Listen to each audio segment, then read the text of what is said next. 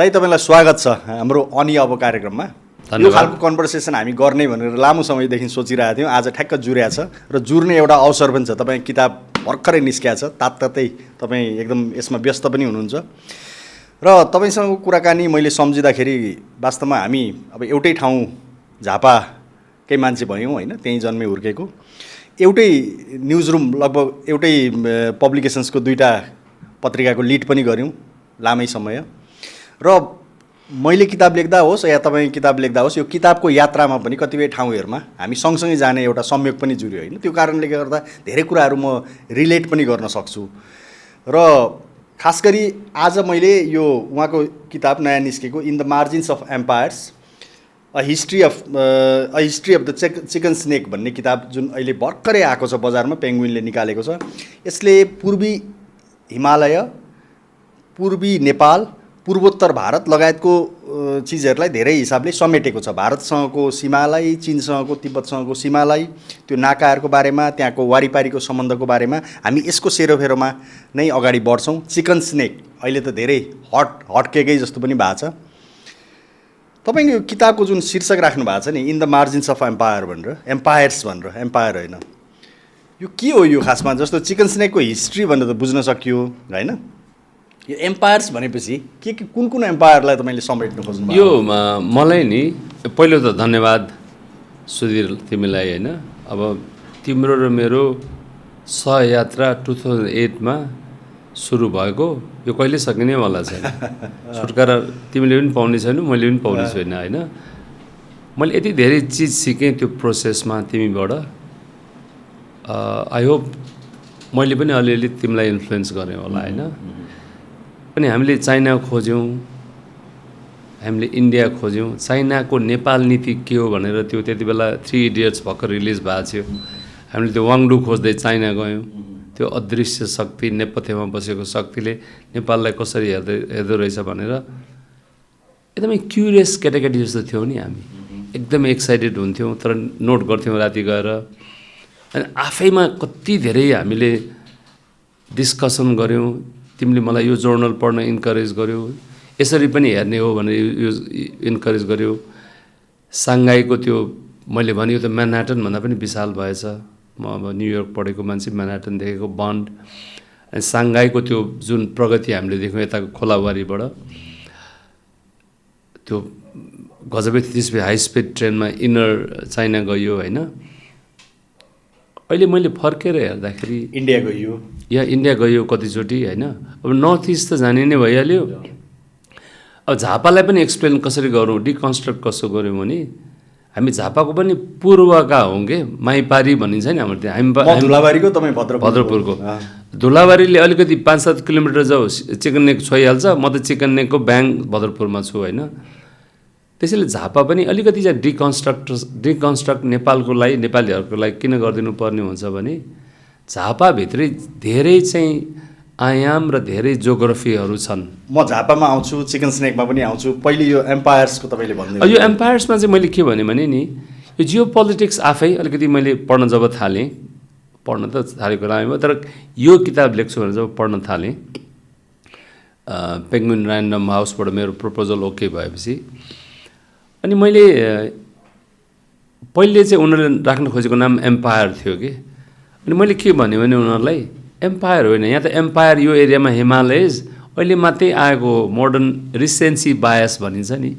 पछिल्लो समयको मात्रै न्युज पेपर पढ्दाखेरि अहिले मात्रै के अरे ब्रिटिस एम्पायर, त्यसपछि a kind of empire China is, India is also an empire without being an imperial power होइन। उनीहरूको त उदयमान, करेन्ट उदयमान त गजबै छ नि, अनप्रेसिडेन्टेड इन हिस्ट्री।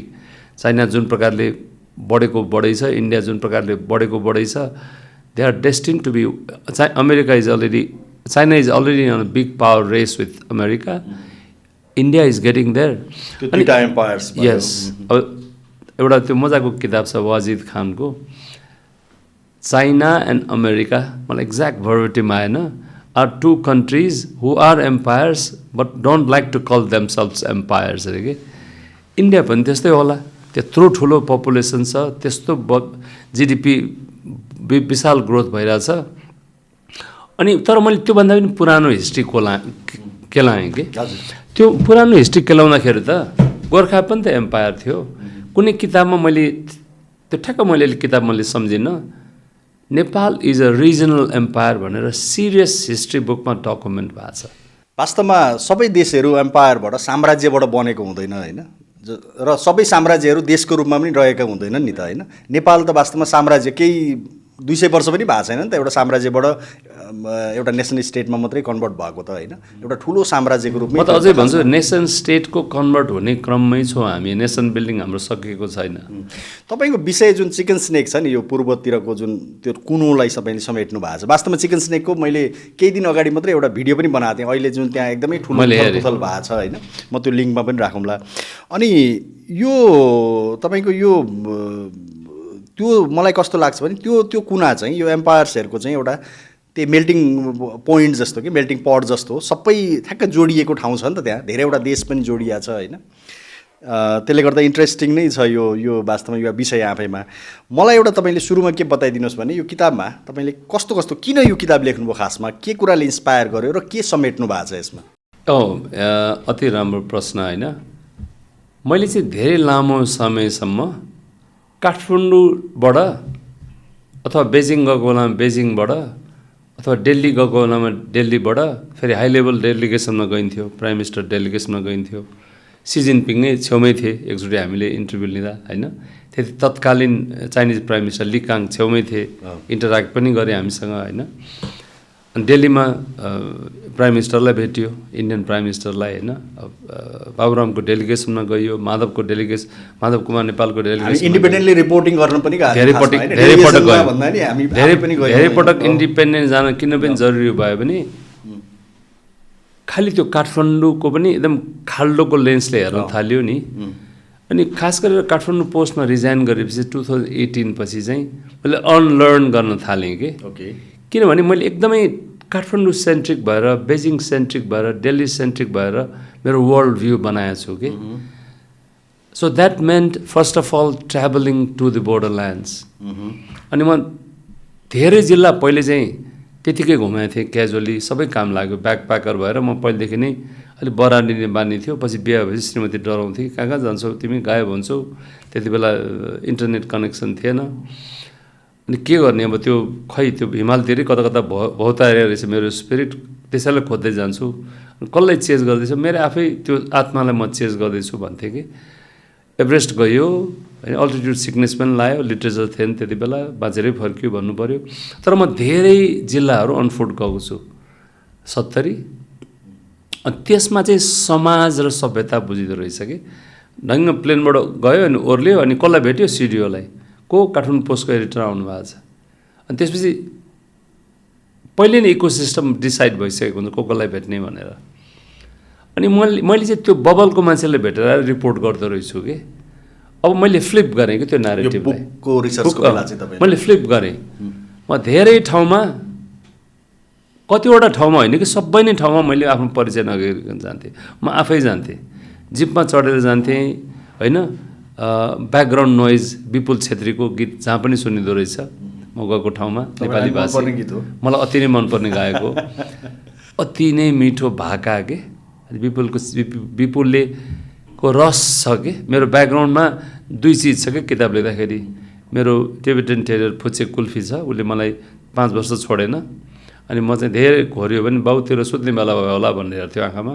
अनि विपुल छेत्रीको गीत, यो चाहिँ कन्सटेन्ट नोइज हो कि, other than my own breathing. राति चाहिँ ढिलो भएपछि त त्यो सुनसानो त आफ्नो सास पनि सुनिन्छ नि। अनि मैले चाहिँ त्यसपछि अनलर्न गर्न थालेँ कि। र मैले भन्छु, मैले किताबमा पनि लेखेको छु, सुधीर शर्मा जोसँग मैले 2008 देखि चाहिँ ट्राभल गर्न थालेँ, his curiosity, he constantly prodded me to complete the book, exact sentence छ, अमेश मुल्मी, जसले चाहिँ your obvious advantage is chicken neck, Kathmandu बसेर नहेर्नु न भनेर एन्करेज गरे मलाई। त्यसपछि अर्णव उपाध्याय मेरो छोरा, उसले चाहिँ ऊ क्वाइट मान्छे हो, म अलि इन्टरभ्यूमा एकदमै राम्रो क्यारेक्टर देख्यो भने म तिमी नै हराउँछु कि। मलाई प्रोफाइलै चाहिँदैन मान्छेहरू। In fact lot of my good stories have been collected by people who are just on the road. सिलगढीको बसमा ट्याक्सीवाला मलाई के अरे तलबाट सिलगढीबाट चाहिँ गान्तोकसम्म लाने ट्याक्सी ड्राइभर, बाहुनडाँगीको शङ्कर लुइटेल, मेरो टासी माथि ओलाङचुङ्गोलाको होइन। वान्स दे वार्म अप होइन, the best story tellers are on the road. हामी ठुलो भ्रममा, म काठमाडौँ पोस्टको सम्पादक हुँदा अथवा पत्रकार हुँदा केमा रहेछु भने मैले चाहिँ सिडिओलाई भेटेँ, मैले चाहिँ प्राइम मिनिस्टरलाई भेटेँ कन्ट्रीको, र उनीहरूले चाहिँ रियल स्टोरी दिँदा रहेछन् भन्ने हो। त्यो मलाई एकदमै इन्साइट काम लाग्यो त्यो भिजिटहरूको त्यति बेलाको नोट टेकिङ। तर म भद्रपुरमै जन्मेकोले क्रिकेट खेलिन्थ्यो, मेची तर्यो भन्दा गलगलिया भइहाल्यो नि त नि, चिकन नेकै त्यहीँबाट सुरु भइहाल्यो नि। अब धेरै मेहनत गर्नु पऱ्यो नि त त्यसलाई बुझ्न। म बिहारी पनि बोल्छु, बिहारी हिन्दी पनि बोल्छु, बङ्गाली पनि बुझ्छु, बोल्न त्यति राम्रो छुइनँ, अङ्ग्रेजी बोल्छु, नेपाली बोल्छु, के चाहियो त मलाई। अनि त्यहाँको हाउभाउ नै समाउँछु के होइन। मलाई सिलगढीको भाषा भाषी र त्यो म्यानरिजम भन्छ नि, त्यहाँ कमनली 5वटा ल्याङ्ग्वेज बोलिन्छ सिलगढी करिडोरमा, नर्थ बेङ्गालमा होइन। 5-6वटा भाषा र डायलेक्टमा समाउँछु। जस्तो 5वटा भन्नु, बङ्गाली भइहाल्यो, नेपाली भइहाल्यो, राजवंशी भइहाल्यो, त्यसपछि लोकल डायलेक्ट्सहरू छन् 3-4-5वटै छन् कि। तर पछि थाहा भयो कि मलाई किताब पढ्नको लागि रिसर्च गर्न थालेपछि पिजिन रहेछ क्या लोकल। एउटा चाहिँ परिष्कृत बङ्गालीले चाहिँ भालो मानुस अर्कै बङ्गाली बोल्दो रहेछ, एभरेज बङ्गालीले चाहिँ पिजिन बोल्दो रहेछ कि, सबै मिक्स हुँदो रहेछ, जुन चाहिँ हाम्रो नेपाली कानले ट्याप्पै पक्रिने के। हामी पूर्वको पनि अझ खास गरेर त्यो चिकन नेकसँगै ढेस्किया हो नि त हामी त। धुलाबारी, भद्रपुर, अहिलेको मेचीनगर, बाहुनडाँगी होइन। अब हात्ती उताबाट यता आउँछ, यताबाट उता जान्छ, त्यसलाई बिचरा पासपोर्ट चाहिन्छ भन्ने थाहा छ? म नेपाली हुँ अथवा इन्डियन हो भन्ने थाहा छ?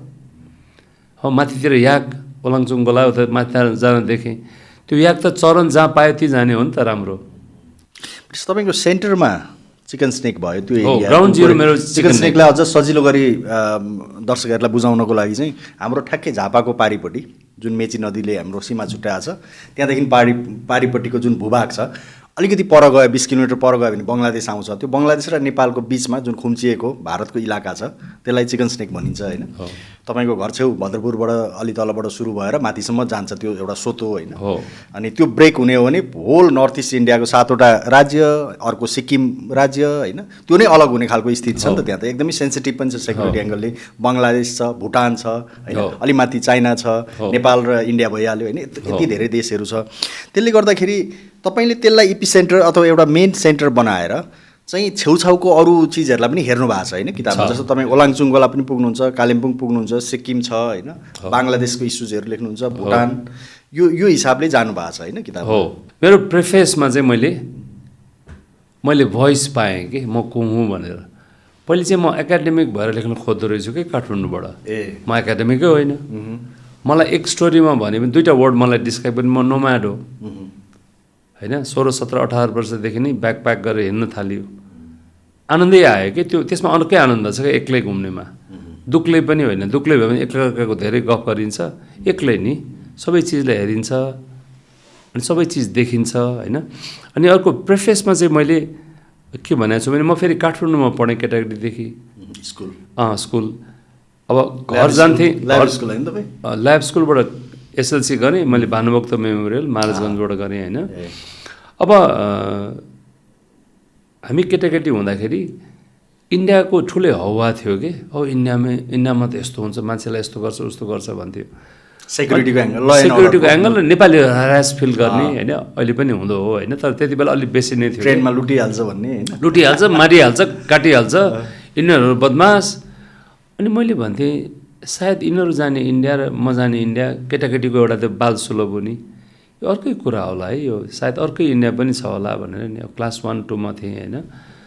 त्यति बेला इन्टरनेट भन्ने थिएन, नलेज भने त एकदमै सेल्फ क्युरियोसिटी भन्नेले मात्रै लिने हो नि त होइन।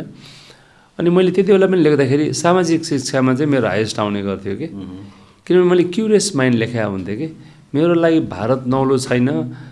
काठमाडौँको सामाजिक शिक्षकले पनि मन पराउनु हुन्न थियो कि केही मेरो भाष्यहरू। म त सिलगढी जान्छु, मम्मीले लिएर जानुहुन्छ, अटो रिक्सामा गइन्छ, किनमेल सिलगढीमा गइन्छ, सिलगढीमा माछा भात खाइन्छ। अब मेरो लागि चाहिँ इन्डिया भनेको 1 मिलियन इन्डियाज हो के। नर्थ इस्ट पनि देखियो, केटाकेटीदेखि दार्जिलिङमा पढियो, पछि 16 वर्ष 17 वर्ष 18 वर्ष होइन। अनि सबै नाचदारहरू त छन् यताउता हामी पूर्वका होइन। आसामसम्म नाचदार छन्, मेघालयसम्म नाचदार छन्, साथीभाइहरू छन्, इष्टमित्र छन्। उता गएर यता बस्न आउँछन्। उतातिर अनरेस्ट भएपछि सबभन्दा सेफ फिल गर्ने नै नेपालमा हो। अब विशालै छ नि त उतातिरको बसाइसराई। फेरि यो बसाइसराईको हिस्ट्री पनि माइग्रेसन प्याटर्न 300 वर्षको नेपाली भाषाको भाषीहरूको डकुमेन्ट गर्न खोजेको छु कि। अनि कसरी देखेँ भने नि मैले, जस्तै पृथ्वीनारायण शाह पश्चिमबाट काठमाडौँ आयो नि त होइन। एकदमै प्रस्परस एन्थ्रोपो थियो। अनि उनले के बुझ्यो भने मैले साम्राज्य विस्तार गर्ने भए सबभन्दा crown, jewel of the crown त काठमाडौँ हान्नु पऱ्यो नि त। त्यो जमानामा जति बेला चाहिँ मेकानाइज्ड कन्स्ट्रक्सन थिएन, न त पोलो बनिसकेको थियो नि त। कस्तो लाग्यो होला चन्द्रगिरी हिल्सबाट हेर्दाखेरि उनलाई। सायद खाली खुट्टा थियो होला त्यति बेला, खाली खुट्टा थिएन होला, ल जुत्तै लगाएको थियो होला राम्रै होइन। अब कपडा त साधारण तातो कपडा त पनि थिएन अहिले जस्तो त। मतलब गोर्खा आफैमा धेरै सम्पन्न राज्य हुँदै होइन नि। अनि उनले देखे फर्टाइल प्लेन्स छ, यति सम्पन्न राज्य छ। त्यसपछि थाहा पनि भइसकेको थियो उनलाई कि यो ठाउँले नेपाल यता इन्डो ग्यान्जेटिक प्लेन्स र तिब्बतको ट्रेड कनेक्ट गर्छ। यो मैले लिएँ भने त ट्याक्सबाट मलाई त मेरो वार चेस्ट त त्यतिकै बढ्ने भयो। त्यसपछि मलाई वार्स आर भेरी एक्सपेन्सिभ नि त। मलाई वार फाइनेन्स गर्न सहिलो हुन्छ होइन। कति थियो होला उनी 20 समथिङ त थियो नि त्यति बेला होइन।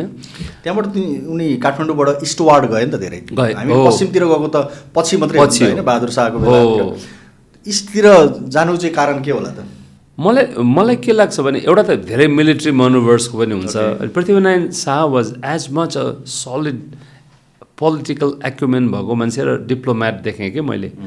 उनले चाहिँ अहिलेको सिआइडी भनिन्छ नि चल्तीमा, धेरै अब उपाध्यायहरू के नाम सुनिन्छ, उनले सबै राज्यलाई सब्जुगेट गर्न सिआइडीहरू प्लान गरिदियो कि। अनि सिआइडी पनि यस्तो मजाको सिआइडी कि जो चाहिँ लोकलै भएर बस्थ्यो कि, जो चाहिँ जसको एलिजेन्स चाहिँ पृथ्वीनारायण शाहसँग थियो। कतिवटा राज्य चाहिँ सब्जुगेटै भयो होइन। अनि त्यसपछि उनी पूर्व लागे सिक्किम दार्जिलिङसम्म लागे होइन। सिलगढी पनि एकचोटि नेपाली कब्जामै थियो होइन। सिलगढी मात्रै नभइकन अहिले बङ्गलादेशमा भएको कतिपय भूभाग पनि नेपालको त्यो तल। तर पूर्व तपाईँले अघि भन्नुभएको जुन अलिकति उनले जुन सिआइडी भनेर भन्नुभयो नि, तर त्यो पनि होला। तर अर्को एउटा तथ्य के पनि रहेछ भने मैले इतिहासहरू हेर्दाखेरि त्यति बेला सेन राज्य होइन अथवा अरू राज्यहरू जति थिए माथि किराँतहरूको जुन थियो होइन, त्यो सबैमा पनि के रहेछ भने पहिले खसहरूको चाहिँ एक खालको त्यो माइग्रेसन भइसकेको थियो नि त अलरेडी। यो गोर्खाली एम्पायर पुग्नु अगाडि नै बाहुन क्षेत्रीहरू यिनीहरू पश्चिमबाट पूर्वतिर माइग्रेट हुँदै गइसकेका थियो। त्यो कम्युनिटीबाट धेरै सहयोग पाएको रहेछन् क्या पृथ्वीनारायण शाहको त्यो एक्सपान्सनमा चाहिँ। धेरैजना चाहिँ त्यहाँबाट आएर पछि यहाँ ठुल्ठुलो भारदारहरू पनि पछि भएको छन् काठमाडौँ आएर, त्यो खालको रहेछ। फेरि हामी मलाई लाग्छ यता गयौँ भने फेरि अर्को जान्छौँ। यसमा एउटा मैले के चाहिँ देखेँ भने यो किताबको रिसर्चको सिलसिलामा हामीले खालि स्टेट एक्सपेन्सनको कुरा गर्छौँ कि सोसल कोहिसन र सोसल एक्सपेन्सनको गफ गर्दैनौँ कि। यो तपाईँले सुधीरले जुन अहिले भन्नुभयो तपाईँले कि चाहिँ नेपालीहरू बाहुन छेत्रीको पहुँच, पृथ्वीनारायण शाहको मगरसँग पनि त्यतिकै पहुँच थियो नि। म यो दसैँमा चाहिँ टाढोमा कुनै हिल्स गएको थिएँ मेडिटेसन, यसो अति नै काठमाडौँमा हल्ला भयो भनेर म सप्तमीको दिन त्यहाँ पुगेको थिएँ। त्यो मगर गाउँ हो, मगर र छेत्रीको पनि बिहा हुन्छ त्यहाँ। पृथ्वीनारायण शाहले काठमाडौँ हान्ने क्रममा त्यहाँ आएर बसेर रहेछन्। त्यो एरियाको पुरै मौजा मगरको कब्जामा छ। भनेको मतलब पृथ्वीनारायण शाहको डिप्लोमेटिक एक्युमेनको धेरै बोलिँदैन, मिलिट्री कङ्करको रूपमा मात्रै यस्तो वीर योद्धा जुङ्गा पालेको देखाइन्छ नि। उनले यत्रो सानो गोर्खाबाट यत्रो लिन सकेका कारण चाहिँ उनको मिलिट्री एक्युमेनमा पोलिटिकल एक्युमेन गजब थियो। र त्यो सँगसँगै अहिले चाहिँ मोडर्न सोसियोलोजी अथवा एन्थ्रोपोलोजी भनिन्छ नि, त्यसको अध्ययन चाहिँ अलिक कम छ। तपाईँले एकदमै राइटली भन्नुभयो। खासमा उनको होल अम्पायरको त्यो मिलिटरी आस्पेक्ट त गुरुङ र मगर लडाकुहरू होइन त्यति बेलाको कमान्डरहरू जो थिए होइन एकदमै त्यति बेला नाम चलेको थिए। पछि सत्ताको छिनाझपटी सुरु भएपछि धेरै पछि उनीहरू किनारामा पारिए अर्कै कुरा हो होइन। एकदमै ठुलो रोल थियो नि त, त्यो त फ्याक्ट हो। एकदमै अब हामी पूर्वतिर फेरि फर्किँदाखेरि फर्क्यौँ।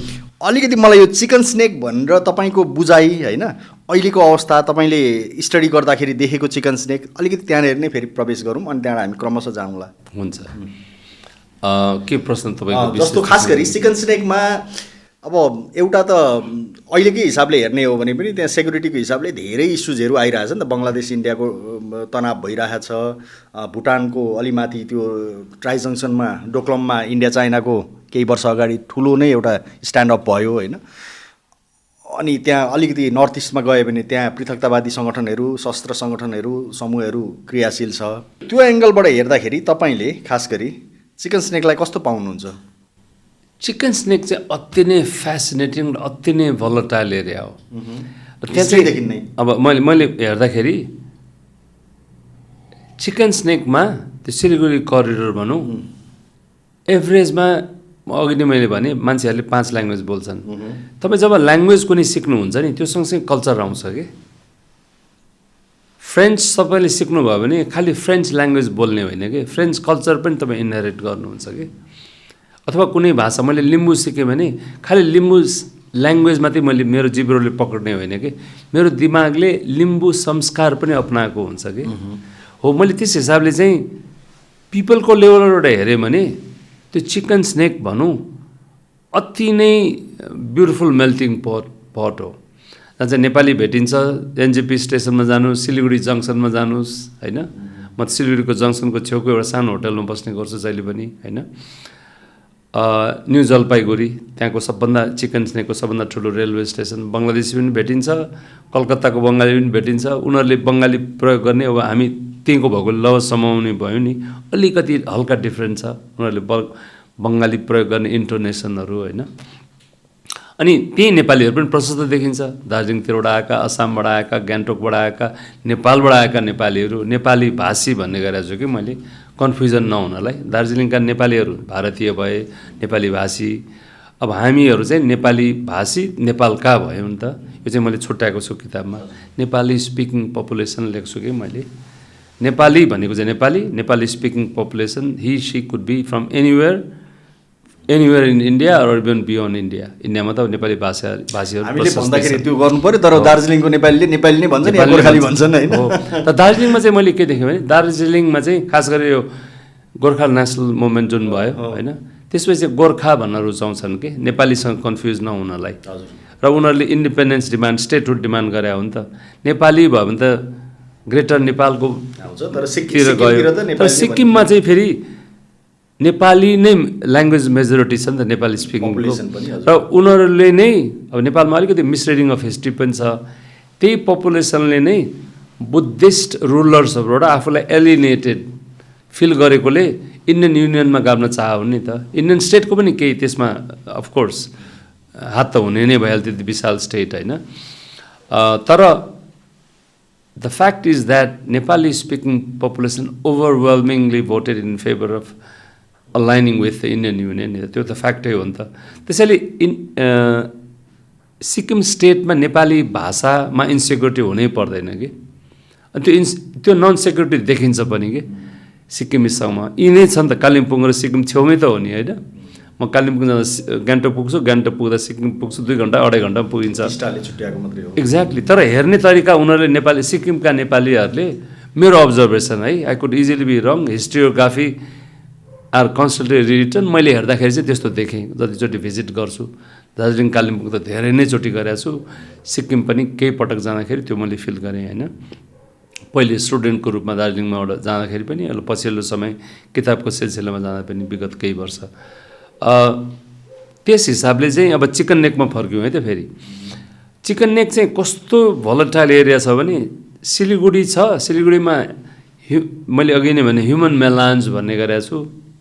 मल्टिपल भाषीहरू कहीँ केही पनि गर्नु पर्दैन, तपाईँले बसेर त्यहाँ समोसा खायो हुन्छ, सिङ्गडा समोसा जे भन्नु, हाम्रो पूर्वतिर सिङ्गडा भन्छौँ हामी होइन, यता आएर समोसा भन्यो। मैले पनि आजकल समोसा भन्न थालेको छु।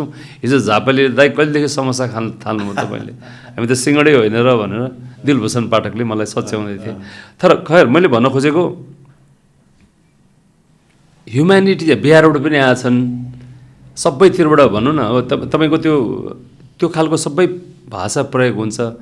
चिकन नेकको सिधै माथि हेर्नुहोस्, चिकन नेकको सिधै माथि हेर्नुहोस्, चुम्बी भ्याली छ होइन। It's a dagger, to the east is Sikkim, to the west is Bhutan.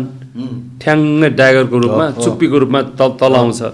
अनि त्यहाँ त्यो हाइल्यान्डबाट चिकन स्नेक पुरै हेर्न मिल्छ। चाइनाले हेरि पनि रहेछ मिलिट्रीली। अनि त्यो ड्यागर ट्याक्का चिकन नेकमा वेस्टमा हामी छौँ, झापा अर्को देश, यो एउटा अर्को देश, यो अर्को देश। चिकन नेकको ठ्याक्क तल जानुहोस्, दक्षिणमा बङ्गलादेश छ। अनि चिकन नेकको यो ड्यागरको चुप्पीको चाहिँ पश्चिमपट्टि सिक्किम छ, पूर्वपट्टि भुटान छ। डोक्लाम स्ट्यान्ड अप त्यहीँ भएको 2017मा चाइना र इन्डियाको बिचमा। डोक्लाम स्ट्यान्ड अप के हो भनेर यसो तपाईँको दर्शकहरूलाई भन्नुपर्दाखेरि इन्डिया भुटानको हाइल्यान्ड जुन छ एकदमै मिलिटरीले एकदमै सेन्सिटिभ एरिया, जहाँबाट चाहिँ त्यो मजाले फ्ल्याट ल्यान्डलाई हेर्न मिल्छ सिलगढी चिकन नेकलाई। त्यहाँ रोड बनाउन चाहन्थ्यो चाइनाले। त्यसको चाहिँ सायद सिभिल मिलिटरी दुइटै नै एस्पेक्ट थियो होला। मिलिटरी एस्पेक्ट त बोर्डर ल्यान्ड्समा हुने नै भइहाल्यो त्यो फ्ल्यास पोइन्ट एरिया भएकोले। अनि इन्डियाले चाहिँ इन्डियाको चाहिँ त्यहाँ बस्छ भुटानमा एउटा टुक्रा आर्मीको होइन, इमराट।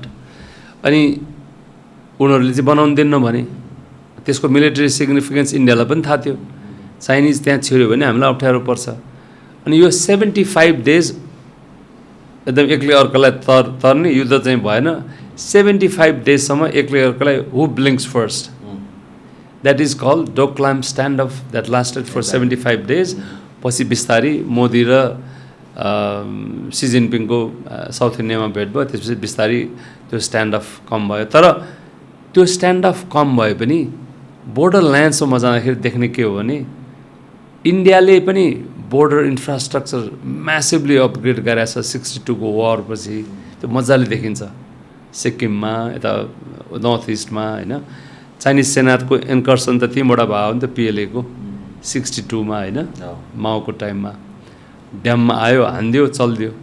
पछि 1965मा पनि त्यहाँ वार भयो चाइनाको। यस। र फेरि इन्ट्रेस्टिङ के छ भने त्यहाँ तपाईँ यो कुरा प्रसङ्ग आएकोले, जस्तो अब सिक्किम भनौँ न एउटा छुट्टै देश थियो जो अब इन्डियन स्टेटमा पछि मिसियो होइन। अलि तलपट्टि पूर्वी पाकिस्तान थियो, त्यो टुक्रिएर नयाँ बङ्गलादेश देश बन्यो होइन। देश बन्ने हराउने क्रमहरू पनि त चिकन स्नेकमा चलिरहेको रहेछ, सरेको छ। अब त्यसैले मैले के भन्छु भने कुनै कन्ट्रीको म्याप चाहिँ नट रिटन इन स्यान्ड के, स्टोन के। अनि त्यही नै हो एम्पायर्सको कन्सेप्ट। तपाईँले 300 इयर्सको हेर्नुभयो भने कति एम्पायर्सहरू उदयमान भएको छ, खुम्चिया छन्। अनि कुनै पनि कन्ट्रीहरूको हिस्ट्री हेऱ्यो भने पर्मानेन्ट हुँदैन के, 300 वर्ष 400 वर्ष 1000 वर्षको हेऱ्यो भने त्यो म्याप त्यही हुँदैन नि। चाइनाको चाहिँ कोर चाइना हेर्नुहोस्, त्यसमा टिबेट थिएन नि त। त्यो तपाईँको अहिलेको आर्गुमेन्टमा एउटा चिज थप्छु, टिबेट पनि त इन्डिपेन्डेन्ट थियो नि त 1950सम्म, त्यो पनि गयो, चाइनामा मर्ज भयो। अनि म भन्छु इन्डियनलाई, चाइनिजलाई, अमेरिकनलाई, ठुला मुलुकका मान्छेहरूलाई, मेरो psychological component of a small state and insecurity नबुझेसम्म तिमीले नेपाल बुझ्दैनौ हजुर। फेरि यो नेपाल भन्ने युनिक केस के हो भने धेरै देशहरू भनौँ न अब ब्रिटिस इन्डियाकै बेलामा पनि अब यो त सयौँ देशहरू थिए नि त होइन, यो कन्टिनेन्टमा त खासमा ब्रिटिसले टोटल डाइरेक्ट कन्ट्रोल गरे त मात्रै त थिएन नि त, अरू छुट्टै देशहरू पनि धेरै थिए होइन। त्यो सबै देशहरू थिए, हराए, गुमे, सबै भयो नि त। यो एउटा देश चाहिँ फेरि रहिराखेकै छ नि त, सानो ठुलो भयो होला आकारमा होइन। त्यो एउटा युनिक केस त नेपालको छ। अब यसमा मैले एकदम इन्ट्रेस्टिङ कुरा सुनाउँछु कि म आजकल चाहिँ मैले भने नि, आजकल म न्यारेटिभलाई पल्टाउने गरेको छु कि।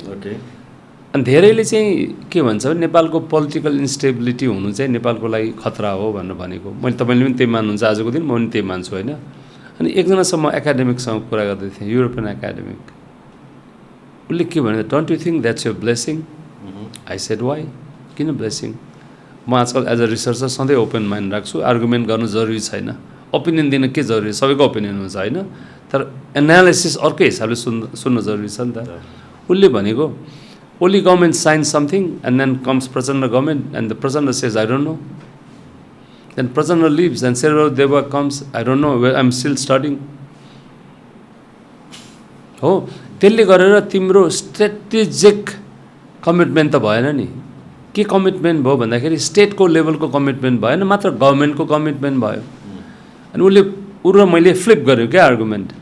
त्यसले गरेर कता कता हामीलाई सजिलो भइरहेको त होइन भनेर भने कि मैले चाहिँ के भने सजिलो त हो, तर पर्मानेन्टली स्टेट पोजिसनै मुभ भइरहेको देख्यो भने चाहिँ त्यो आफै पनि त सोभरेन्टीको लागि खतरा हो नि त होइन। मैले चाहिँ सधैँ भन्ने गरेको के भने हार्ड पावर भनेको जसको मिलिट्री ठुलो छ, इकोनोमी विशाल छ, हामीसँग त हार्ड पावर त छैन नि। नेपाल स्मल स्टेटै किन भन्नुभयो भन्छन् कि मान्छेहरूले। छेउमा चाइना छ, उत्तरमा भीमकाय मुलुक, भीमकाय इकोनोमी, 1970s को स्लिपिङ जाइन्ट होइन नि त, ऊ त सेकेन्ड लार्जेस्ट इकोनोमी छ, पर्चेजिङ प्यारिटी टर्म्समा लार्जेस्टै बनी भइसक्यो। इन्डिया त्यही विशाल उदयमान छ, ठुलो मुलुक हो नि त। सानो मुलुकको 7% ग्रोथ ठुलो भएन नि त। इकोनोमी पनि ठुलो भौगोलिक हिसाबले पनि ठुलो। अब अस्तिसम्म ब्याकवाटर्समा थियो नि त।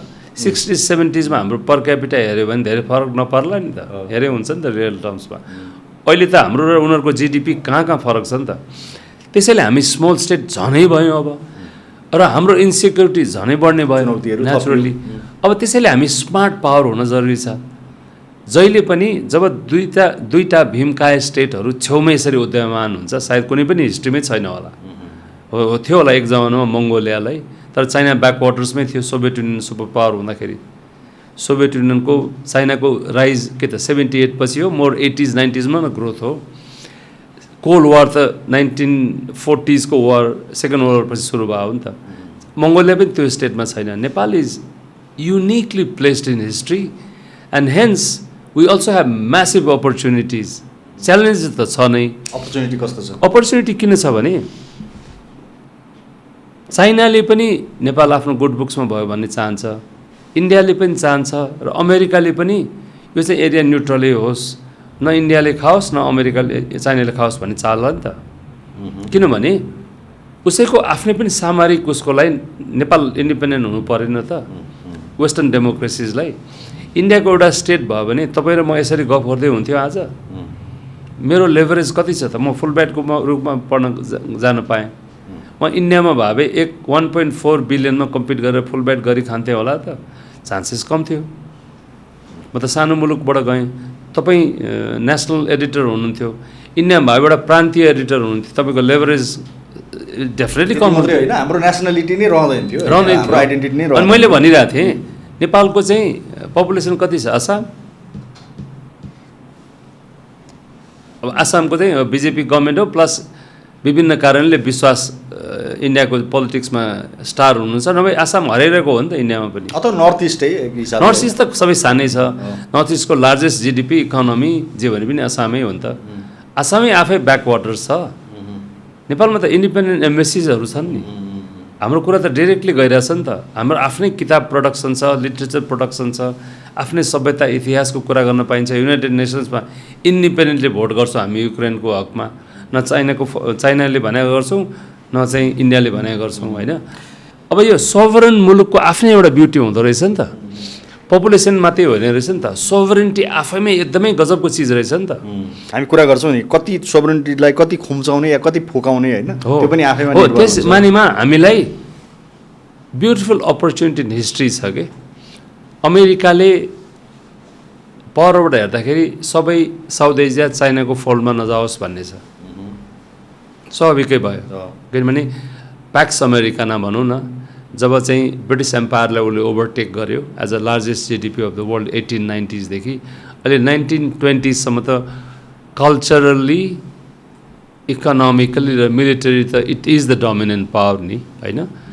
आर्कटिक ओसनदेखि तल के अरे तपाईँको अस्ट्रेलियाको छेउछाउ न्युजिल्यान्डसम्म, टास्मेन सीमा उसको नेभल प्रेजेन्स छ होइन। अब जापानको पनि ऊ प्रोटेक्टर हो होइन सेकेन्ड वर्ल्ड वार पछि। अब त्यो त डोमिनेन्ट पावर फर 1890s देखि 2020 सम्म हो नि त। अब यहाँ के भयो भने दुईटा उदयमान पावर आए। चाइना आएको राइज भएको भइ छ कहिलेदेखि 1978 मा इकोनोमी ओपन अप भयो डेङ जाओपिङको एरामा, अहिलेसम्म ग्रो भएकै छ। इन्डिया मनमोहन सिंहले ओपन गरे 92 मा, ग्रोथ भएको भइ छ। भनेपछि वेस्ट भनौँ अथवा democratic world that also includes Japan and Korea है बाई द वे। वेस्ट भन्दाखेरि हामीले चाहिँ त्यो इकोनोमिक्स तिमी पनि रेगुलर पढ्छौ म पनि पढ्छु, त्यो वेस्ट भन्ने वर्डै फाल्नु पऱ्यो कि। वेस्ट मात्रै होइन कि, जापान पनि हो, साउथ कोरिया पनि हो, these are among the top 10 economies of the world. East एसियामा पावरफुल इकोनोमिजहरू छन्, इन्डोनेसिया, थाइल्यान्ड, सिङ्गापुर त्यति सानो भइकन पनि होइन। उनीहरूले पनि ब्यालेन्स अफ पावरमा गेम खेलिरहेछन् नि त, आफ्नो रोल छ नि त। अब हामी त युनिपोलर वर्ल्डमा रहेनौँ नि, अब त मल्टिपोलर वर्ल्डमा ट्रुली छिरिसक्यौँ नि। त्यसैले त्यो जुन मानचित्र अहिले वर्ल्डको बनिरहेछ, all that forces want Nepal to be independent. अब हामी जस्तो मुलुकको हार्ड पावर नहुने हुनाले हाम्रो स्ट्रेन्थै सफ्ट पावर हो। सफ्ट पावर एक्सर्साइज गर्ने नै गुड डिप्लोमेसी हो, नलेज इकोसिस्टम हो। तपाईँले जे लेख्नुहुन्छ मैले यसमा नेपाली भएर हामी पनि छौँ है बोर्डर ल्यान्ड्समा, हामी पनि पेरिफेरिजमा छौँ, but we also matter. We may not be a big GDP, we may not be a big military country at all, especially compared to big powers next to us, but we matter. So the knowledge ecosystem ma jab hami chhirsau ni, that is a serious exercise of sovereignty. Because a lot of people will read it, a lot of people who are not Nepalese will also read it. Indians will read it, Chinese will read it, Americans will read it, हैन। अब तपाईँको किताबहरू जुन आयो beautifully, मैले धेरैजनालाई चाइनिजलाई अस्ति भनिरहेको थिएँ ट्रान्सलेसन गर्नुहोस् न, अब त एआईले सबै गरिदिइहाल्छ नि भनेर। त्यो नलेज प्रडक्सनै आफै सोभरेन एक्सर्साइज हो नि त। म आसामको मान्छे भए त्यसै हेरिदिन्थेँ नि त, आसामिज गफ गर्थेँ होला, तर मैले सोभरेन हिसाबले सोभरेन उसले लेखेँ नि त। मलाई कुनै कन्ट्रीसँग त्यहाँ चाहिँ मैले न आग्रह छ न पूर्वाग्रह छ। कतिवटा कुरा अमेरिकालाई मन पर्दैन, त्यहाँ खम्पाको कुरा गरेको छु। कतिवटा चाइनिजलाई मन पर्दैन, टिबेटन एनेक्सेसनको कुरा गरेको छु। कतिवटा कुरा सायद इन्डियनलाई नमन पर्ला, सिक्किमको मर्जरको कुरा गरेको छु 75 होइन। तर मैले जतिसुकै ट्रान्स बाउन्ड्री स्कलरसिपै हो यो, मैले सबै ठाउँमा बसेर लेखेको छु यो किताब। सिलगढीमा पनि नोट गरेको छु, सिक्किममा बस्दा पनि नोट गरेको छु, नर्थ इस्ट ट्राभल गर्दा पनि तिनै रियल टाइममा नोट गरेको छु। के थियो तपाईँको प्रोसेस चाहिँ लेख्ने प्रोसेस चाहिँ सुधीर कुरा गर्दाखेरि रिसर्च ट्राभल चाहिँ ब्युटिफुल हुँदो रहेछ, लेख्ने आफै काम चाहिँ झन्झटिलो नै हो, कठिन, मेहनत पर्छ धेरै नै। मेहनत पर्ने त होइन, कन्टिन्युअस लाग्छ। तिमी पनि जर्नलिस्ट, म पनि जर्नलिस्ट, मेहनत त जेमा पनि परिहाल्यो होइन। यसमा दुईवटा खालको मेहनत मैले विशेष याद गर्ने कि एउटा चाहिँ मान्छे न हो, कति बेला कुन भोइसमा बोल्ने हुन्छ नि त। तर किताब लेखेपछि चाहिँ अक्रस द 70,000 वर्ड एक प्रकारको कन्सिस्टेन्सी अफ भोइस चाहियो नि। अनि मैले चाहिँ एक्सपेरिमेन्ट गरेको छु। मेरो preface is deeply personal voice, मेरो last chapter is deeply geopolitical, it is almost academic last chapter. Epilogue जुन म लेखाएको छु, के हुन्छ त अब यस्तो कम्पिटिटिभ हिमालयमा चाहिँ next 20 years 30 years geopolitical टर्म्समा के हुन्छ। अनि मैले 3टा सिनारियो परिकल्पना गरेको छु, जुन छोडिदिन्छु मैले। किताब पढेपछि थाहा हुन्छ होइन। त्यो अमेरिका, चाइना, इन्डिया, चाइना, नेपालले कसरी एजेन्सी लिने, त्यो के हुन सक्छ भन्ने कुराहरू मैले सिनारियो एनालिसिस गरेको छु लास्टमा चाहिँ। अघि सिलगढीको अलिकति प्रसङ्ग कोट्याउनु भएको थियो, सिलगढीलाई कसरी सम्झिनुहुन्छ तपाईँ? सिलगढी त माछा भातै सम्झिन्छु। सिलगढी ट्रेडिङ हब हो नि त, फाइबर अप्टिक्स पनि त्यहीँबाटै छिर्छ, नर्थ इस्टको लागि सबै हाइवे त्यहाँबाट छिर्छ, ट्रेन स्टेसन त्यहाँबाट हिँड्छ।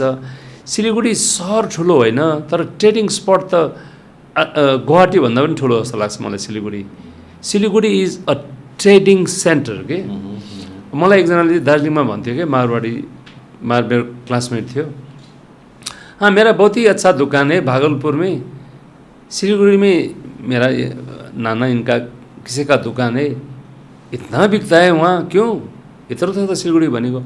नर्थ इस्ट के all of North East Siliguri supplies भनेको ससिले मलाई। तपाईँले वास्तवमा ठ्याक्कै ट्रेडिङ हब भन्नु पनि सिलगढी अहिलेको होइन, पहिलेदेखि नै हो, अहिले झन् एक्सपान्ड भएको छ। म सम्झिन्छु क्या, कुनै बेला धुलाबारी हाम्रो झापाको एकदमै ठुलो मार्केट थियो नि होइन, फरेन गुड्सहरू म पनि पुग्थेँ भदलपुर रोड है। अनि त्यो चाइनिज सामान पनि आइसकेको थिएन त्यति बेला होइन, अनि ब्रान्डेड सबै सामान पाउँथ्यो। इभन इन्डियाको बलिउडको एक्टर एक्ट्रेसहरू पनि हामी केटाकेटी हुँदाखेरि त्यहाँ आएको देखिन्थ्यो, किनभने इन्डिया ओपन अप थिएन, ब्रान्डेड चिजहरू आउँदैन थियो, त्यहाँ किन्न आउँथ्यो होइन। अहिले ठ्याक्कै रिभर्स भएको छ कि इन्डियामा गयो भने यति ठुल्ठुलो मलहरू र यति ब्रान्डेड उयोहरू सबै पाउने खालको छ होइन। र धुलाबारीमा जुन पहिले धुलाबारीको बजार त्यो मारवाडीहरूले बढी सञ्चालन गराएको थियो, सबै मेरो साथीहरूले पनि छन् सबै सिलगढी सिफ्ट भएको देख्छु क्या अहिले एक हिसाबले चाहिँ होइन। त्यो ट्रेडिङ इम्पोर्टेन्स पनि उनीहरूले त्यो बिल्डअप गर्न सकेको जस्तो देख्छु। अब सेक्युरिटीको एङ्गलबाट त छँदैछ होइन, र एक हिसाबले नर्थ इस्टको लागि त नर्थ इस्ट इन्डियाको लागि त लाइफ लाइन नै जस्तो पनि त हो नि होइन। हो, लाइफ लाइनै हो। फाइबर अप्टिक्स पनि इन्डियन मेनल्यान्डको नर्थ इस्टबाट त्यहीबाट जान्छ। आजकल जियो पोलिटिक्स भनेकै फाइबर अप्टिक्स हो नि, लेट्स फेस इट। डेटाको अनि ट्रान्समिसन लाइन्स पनि त्यही करिडोरबाट जान्छ, अनि रेलवे लाइन्स पनि त्यही करिडोरबाट जान्छ, मिलिट्री लजिस्टिक्स पनि त्यहीँबाट मुभ हुन्छ। त्यसमा म आउँदैछु। अनि मैले चाहिँ केटाकेटी हुँदै अलिक क्युरियस रेन्चर रहेछ अहिले लुक ब्याक गरेर हेर्दाखेरि, नेपालमा त यति धेरै मिलिट्री गाडी देख्दिनँ, यो यो यो ठुल्ठुलो ट्रक्सहरू हरियो ठुल्ठुलो। अनि हुँदा हुँदा त्यो छेउमै त्यो रेलवे लाइनै जान्छ सिलगढी स्टेसनबाट, त्यो right into the heart of military depot, त्यो के भन्छ त्यसलाई, बिनागुडी हो, छेउमै हाँसीमारा छ, त्यो एयरबेसै छ, एयरबेस स्क्वाड्रन। अलि यता बागडोग्रामा अर्को बागडोग्रा इज ठ्याक्क हिमाल पारी गोङ्गार ल्हासाको एयरपोर्ट, मिलिट्री सिभिल मिलिट्री रिलेसन्सको लार्जेस्ट एयरपोर्ट अल अफ टिबेटको। यतातिर बागडोग्रा छ। अब हामीलाई कुन कुन संसार जस्तो लाग्छ, तर जियो पोलिटिकल लेन्स लाएर हेरौँ कति पनि टाढा छैन। जेटहरू उडेको देखिन्छ त्यहाँबाट, फाइटर जेटहरू हो। मैले चाहिँ त्यसरी हेर्न थालेँ कि।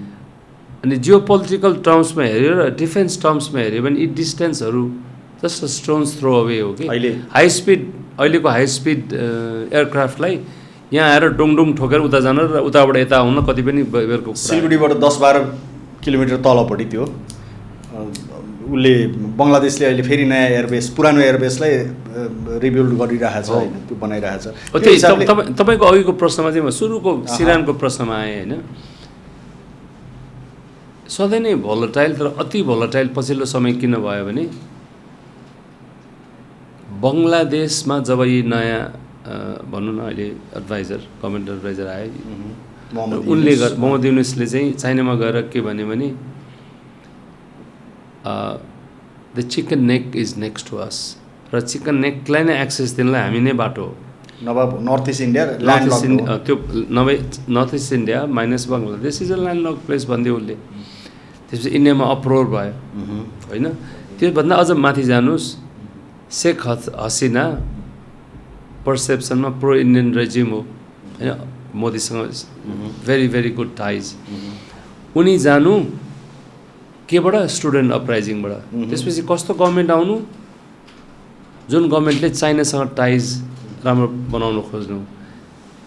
वर्षौँदेखि दशकौँदेखि रोकिएको टिस्टा वाटर कोअपरेसन जुन चाइनिजलाई बनाउन दिने भएको थियो, त्यसको नेगोसिएसन खोलिनु। अनि इन्डियाको चिकन नेकमै छ नि त टिस्टा त फ्लो हुँदा जान्छ, वेस्ट बेङ्गलबाट फ्लो हुँदा हुँदै कति बेला बङ्गलादेश छिर्छ थाहा छैन नि त त्यो होइन। अब India upper riparian country, Bangladesh lower riparian country. अब अझ पूर्वमा ठुलो नदी जानुहोस्, याङसम यार्लुङ तिब्बतको लार्जेस्ट रिभर, कैलाश मानसरोवरबाट सुरु भएर नेपालको ठ्याक्क पारिपट्टि अल द वे टिबेटन प्लेटोबाट जान्छ, अनि ड्याङ ग्रेट बेन्डबाट डक्क अरुणाचलबाट तल झर्छ र ब्रह्मपुत्र हुन्छ। त्यहाँ चाइनाले ड्याम गर्दैछ।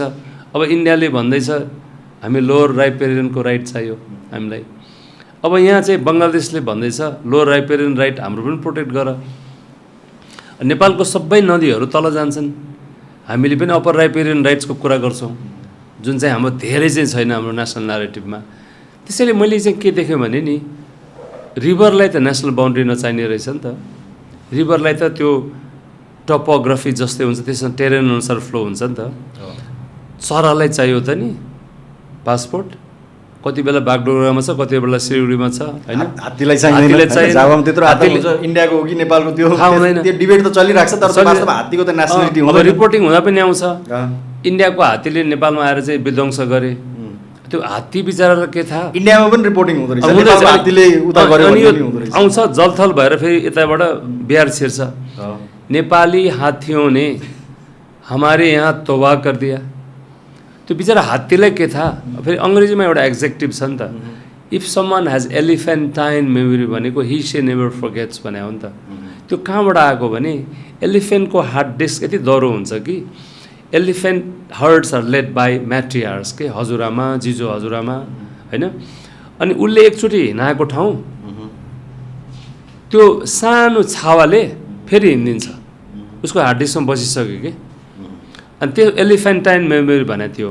अब त्यहाँ के भयो बाहुनडाङ्गी बस्यो त्यहाँ के भयो मेचीनगर बस्यो त्यहाँ के भयो बिर्तामोड भयो त्यहाँ के भयो सोरुङ्गा बस्यो अझ पछिसम्म जाउँ सायद कोसीबाट पारी त्यति धेरै गर्न सक्दैन because there is a massive water होइन अब त्यो बराजको बाटोबाट हिँड्ने कोसी बराजबाट हिँड्ने कुरा आएन हात्ती तर त्यो करिडर त एलिफेन्ट करिडरै मानिँदो रहेछ नि त मैले लिटरेचर हेरेँ नि त यता सप्तरीसम्म आसामदेखि आसामबाट आएर सदर्न भुटान हुँदै त्यो करिडर भएर आउने हो नि त ऊ फुटहिल्सबाट कहिलेदेखि आएको 100औं वर्षको इतिहास छ हजारौँ वर्षको इतिहास छ जति बेला नेपाल थिएन जति बेला हाइवेजहरू बनाएको थिएन करिडर त उसको डिस्टर्ब भयो नि त हाम्रो इस्ट वेस्ट हाइवेले इन्डियाको त्यत्रो म्यासिभ इन्फ्रास्ट्रक्चर बिल्डअपले अनि ऊ हराउँछ नि त बिचरा खेत के अरे जङ्गल र खेतबाट हिँड्ने मान्छेलाई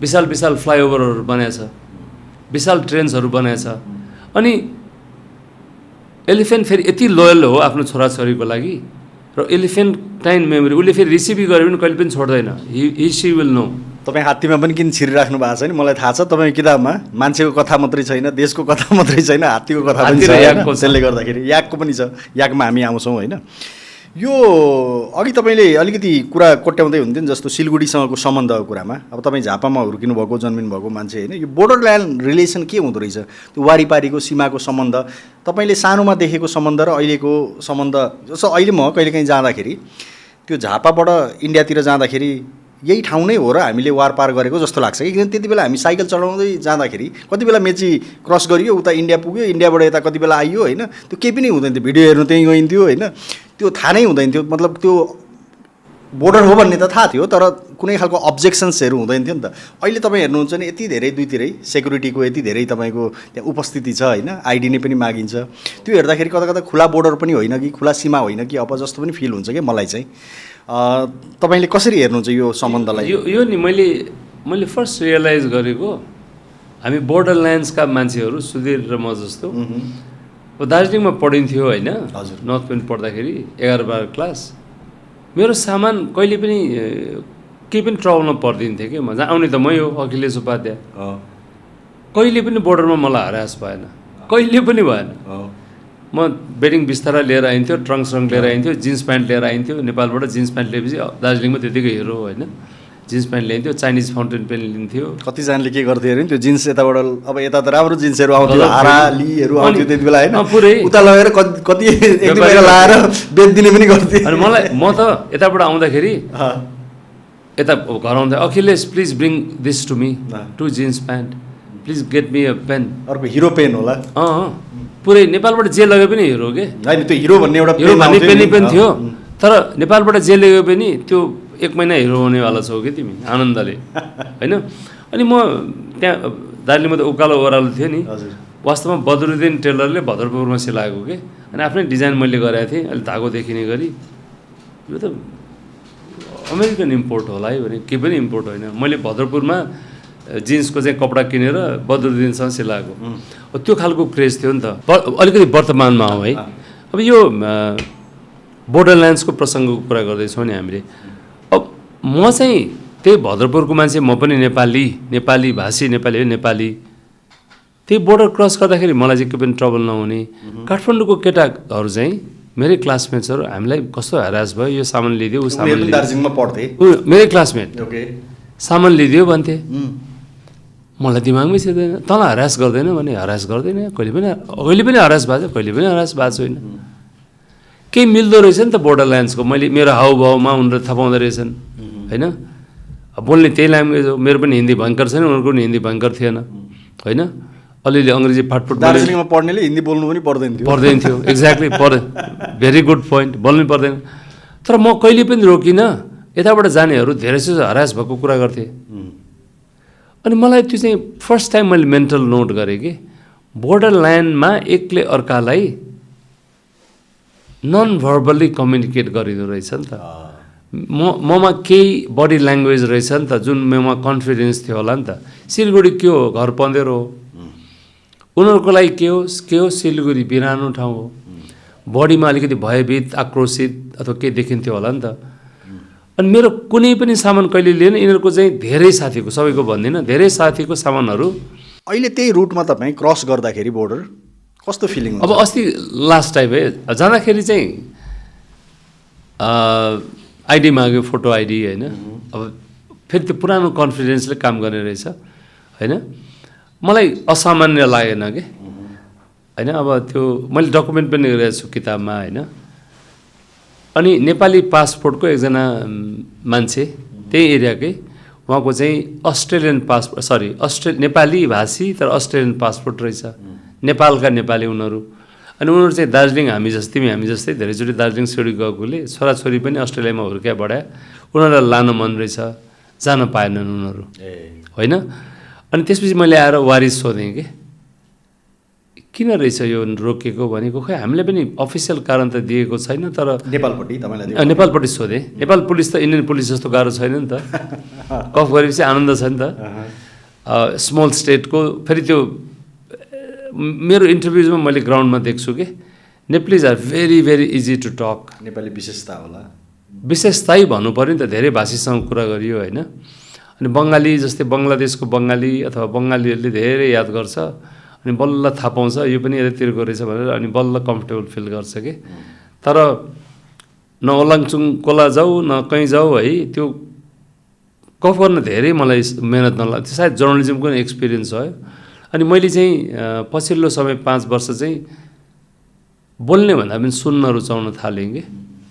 अनि सुन्न रुचाएपछि मान्छेको त्यो यति परबाट आएछ, मेरो कथाको मेरो लाइफको इन्ट्रेस्ट लिन्छ भनेपछि त मान्छे सबैतिर एउटै रहेछन् नि। सिलगढी जाउँ, बागडोगरा जाउँ, आसाम जाउँ, जहाँ जाउँ अथवा ओलाङचुङ गोला जाउँ, कसैले चाहिँ आफूलाई इन्ट्रेस्ट लिएर आँखामा हेरेर मिठोसँग चाहिँ डकुमेन्ट गर्न चाहन्छ भनेपछि त त्यो people on the road have no baggage के। मैले केही भारी बोकेको देखिनँ कि 20-25 केटाकेटीहरू अन द मुभ, जुन इस्टवर्ड माइग्रेसन हिस्ट्रीको थियो नि, नेपालीहरू पूर्व लागेको। I still saw the man on the move, the woman on the move, some of them with their children. अनि मलाई युनिभर्सल इमिग्रेसनको हिस्ट्री झझल्ली आइरह्यो कि। न्युयोर्क सिटीमा पढेँ, it is a city of immigrants होइन। सेकेन्ड वर्ल्डमा जुइस फ्यामिलीजहरू भागेरै आएका हुन्, देवर लाइक डर्ट पोर होइन। अनि इटलीबाट आए माइग्रेसनको फर्स्ट वेभ। अहिले साउथ एसियन वेभ विशाल छ इन्डियामा होइन, अमेरिकामा साउथ एसियन वेभ। वास्तवमा चाहिँ भन्नुहोस् न, Arundhati Roy Indian, her book is among the best selling books in the west. अनि अर्को मेरै नेबरहुड न्युयोर्कको होइन, the loneliness of Sunny and Sonia, Anita Desai, Kiran Desai त्यो पनि बेस्ट सेलिङ लिस्टमा छ होइन। मैले भन्न खोजेको we have always moved humanity, the stories of migration is as old as humans have been. पहिले ओडारमा गएर बस्थे होइन, मासु खानलाई र सेफ्टीको लागि ओडारमा बस्नु जरुरी थियो होला, तातोको लागि होइन। अनि त्यसपछि त्यति बेला नि त कथा त थियो नि त, एउटाले मिठो कथा हाल्थ्यो, हामी किन त्यहाँबाट त्यहाँ जानुपर्छ भनेर, त्यसको पछि अरू लाग्थे होइन। जति बेला स्टेटै थिएन नि, स्टेट त नेसन स्टेट त कहिले आयो त नि। युरोप सँगसँगै प्रोस्पेरिटी आयो, इन्डस्ट्रियल रेभोल्युसन आयो, एन्ड पिपल सडनली सेड होइन, I felt proud to say I am English, I am from England. हामी चाहिँ हाम्रो साम्राज्य यहाँबाट sun never sets in British empire right. यहाँदेखि अल द वे युकेदेखि all the way to India and beyond पनि थियो होइन। वेस्ट इन्डिज उनीहरूकै हो, यतापट्टि इस्ट इन्डिज भनौँ न होइन, सबै उनीहरूकै हो। अनि त्यस्तै अब जापानको फ्रान्सको नर्थ अफ्रिका थियो होइन। बेल्जियमले चाहिँ खुम्च्यो पनि, बेल्जियमको चाहिँ पनि कोलोनिजहरू हामीले थियो। अफ्रिका जाँदाखेरि Yes. त्यो होइन त्यो अफ्रिकन उसले त्यो मतलब फ्रेन्च बोलेको यति मिठो फ्रेन्च बोलेको म सम्झिन्छु त्यो कङ्गोमा हो कि डिआरसीमा डेमोक्रेटिक रिपब्लिक कङ्गो बाइलिङ्गुअल कन्ट्री होइन एउटा मेयर अथवा कसैको हामीले भेटेका थियौँ हो बाइलिङ्गुअल कन्ट्री किन्सासाले वेस्ट अफ्रिकाको ओसन भेट्छ यतापट्टि रवान्डा भेट्छ अनि त्यहाँका मान्छेहरू चाहिँ इन्हेरेन्टली फ्रेन्च बोल्न चाहने तर अङ्ग्रेजी पनि लगाइदिने एउटाले त एयरपोर्टमा लगाइदिने मिठो नेपाली ओहो तपाईँ नेपालबाट आउनुभएको पत्रकार अनि यसो भन्छ एउटा कुरा भन्छु है तपाईँलाई के भन्ने यो पाकिस्तानी इन्डियन बङ्गलादेशी ट्रुप्सहरू चाहिँ अलि त्यति रुचाउँदैनन् ट्रुप्स पनि भनेन सेनाहरू त्यति UN peacekeeping force, शान्ति सेना चाहिँ हामीसँग त्यति चाहिँ मिल्न रुचाउँदैनन् अथवा हामीसँग त्यति रुचाउँदैनन् यिनीहरूले त भात खान बोलाउँछ नि हौ हामीलाई नेपाली सिकाएर नेपाली सिक्या लोकगीत गायोहरू सुनाए तर त्यसलाई त्यो लोकगीत भन्दा पनि त्यसको चाहिँ नेपालीहरू मैले एउटा सेन्टेन्स लेखाएको छु कि these are hardy mountain people who are agriculturalist त्यो लेख्दै लेख्दै आयो क्या सेन्टेन्स नेपालीहरूको इस्टवर्ड मुभमेन्ट यो नेपाली भाषीहरूले कुल्लीको काम त गरे नै होइन ब्रिटिस साम्राज्य हुँदाखेरि सिक्किममा दार्जिलिङमा तर आसामसम्म पनि त फर्टाइल प्लेन्समा एग्रिकल्चर सिकायो नि त लाइफ स्टक कसरी राख्ने दुध कसरी दुहुने हो त्यसैले मलाई यो म इन्डिजिनस फल्ना इन्डिजिनस होइन भन्ने नै होल मलाई किताब लेख्न थालेपछि क्वेसन मार्क गर्न थाल्यो इन्डिजिनस त डाइनोसर मात्रै थियो होला नि त इन्डिजेनिटी कुन इयरलाई मान्ने त कुन पोइन्ट पछि चाहिँ त इन्डिजिनस भइनस् कुन इन्डिजिनस मेरो मेरो फेरि डगमेटिक भ्यू होइन तर मैले आफूलाई क्वेसन गर्न थालेँ कि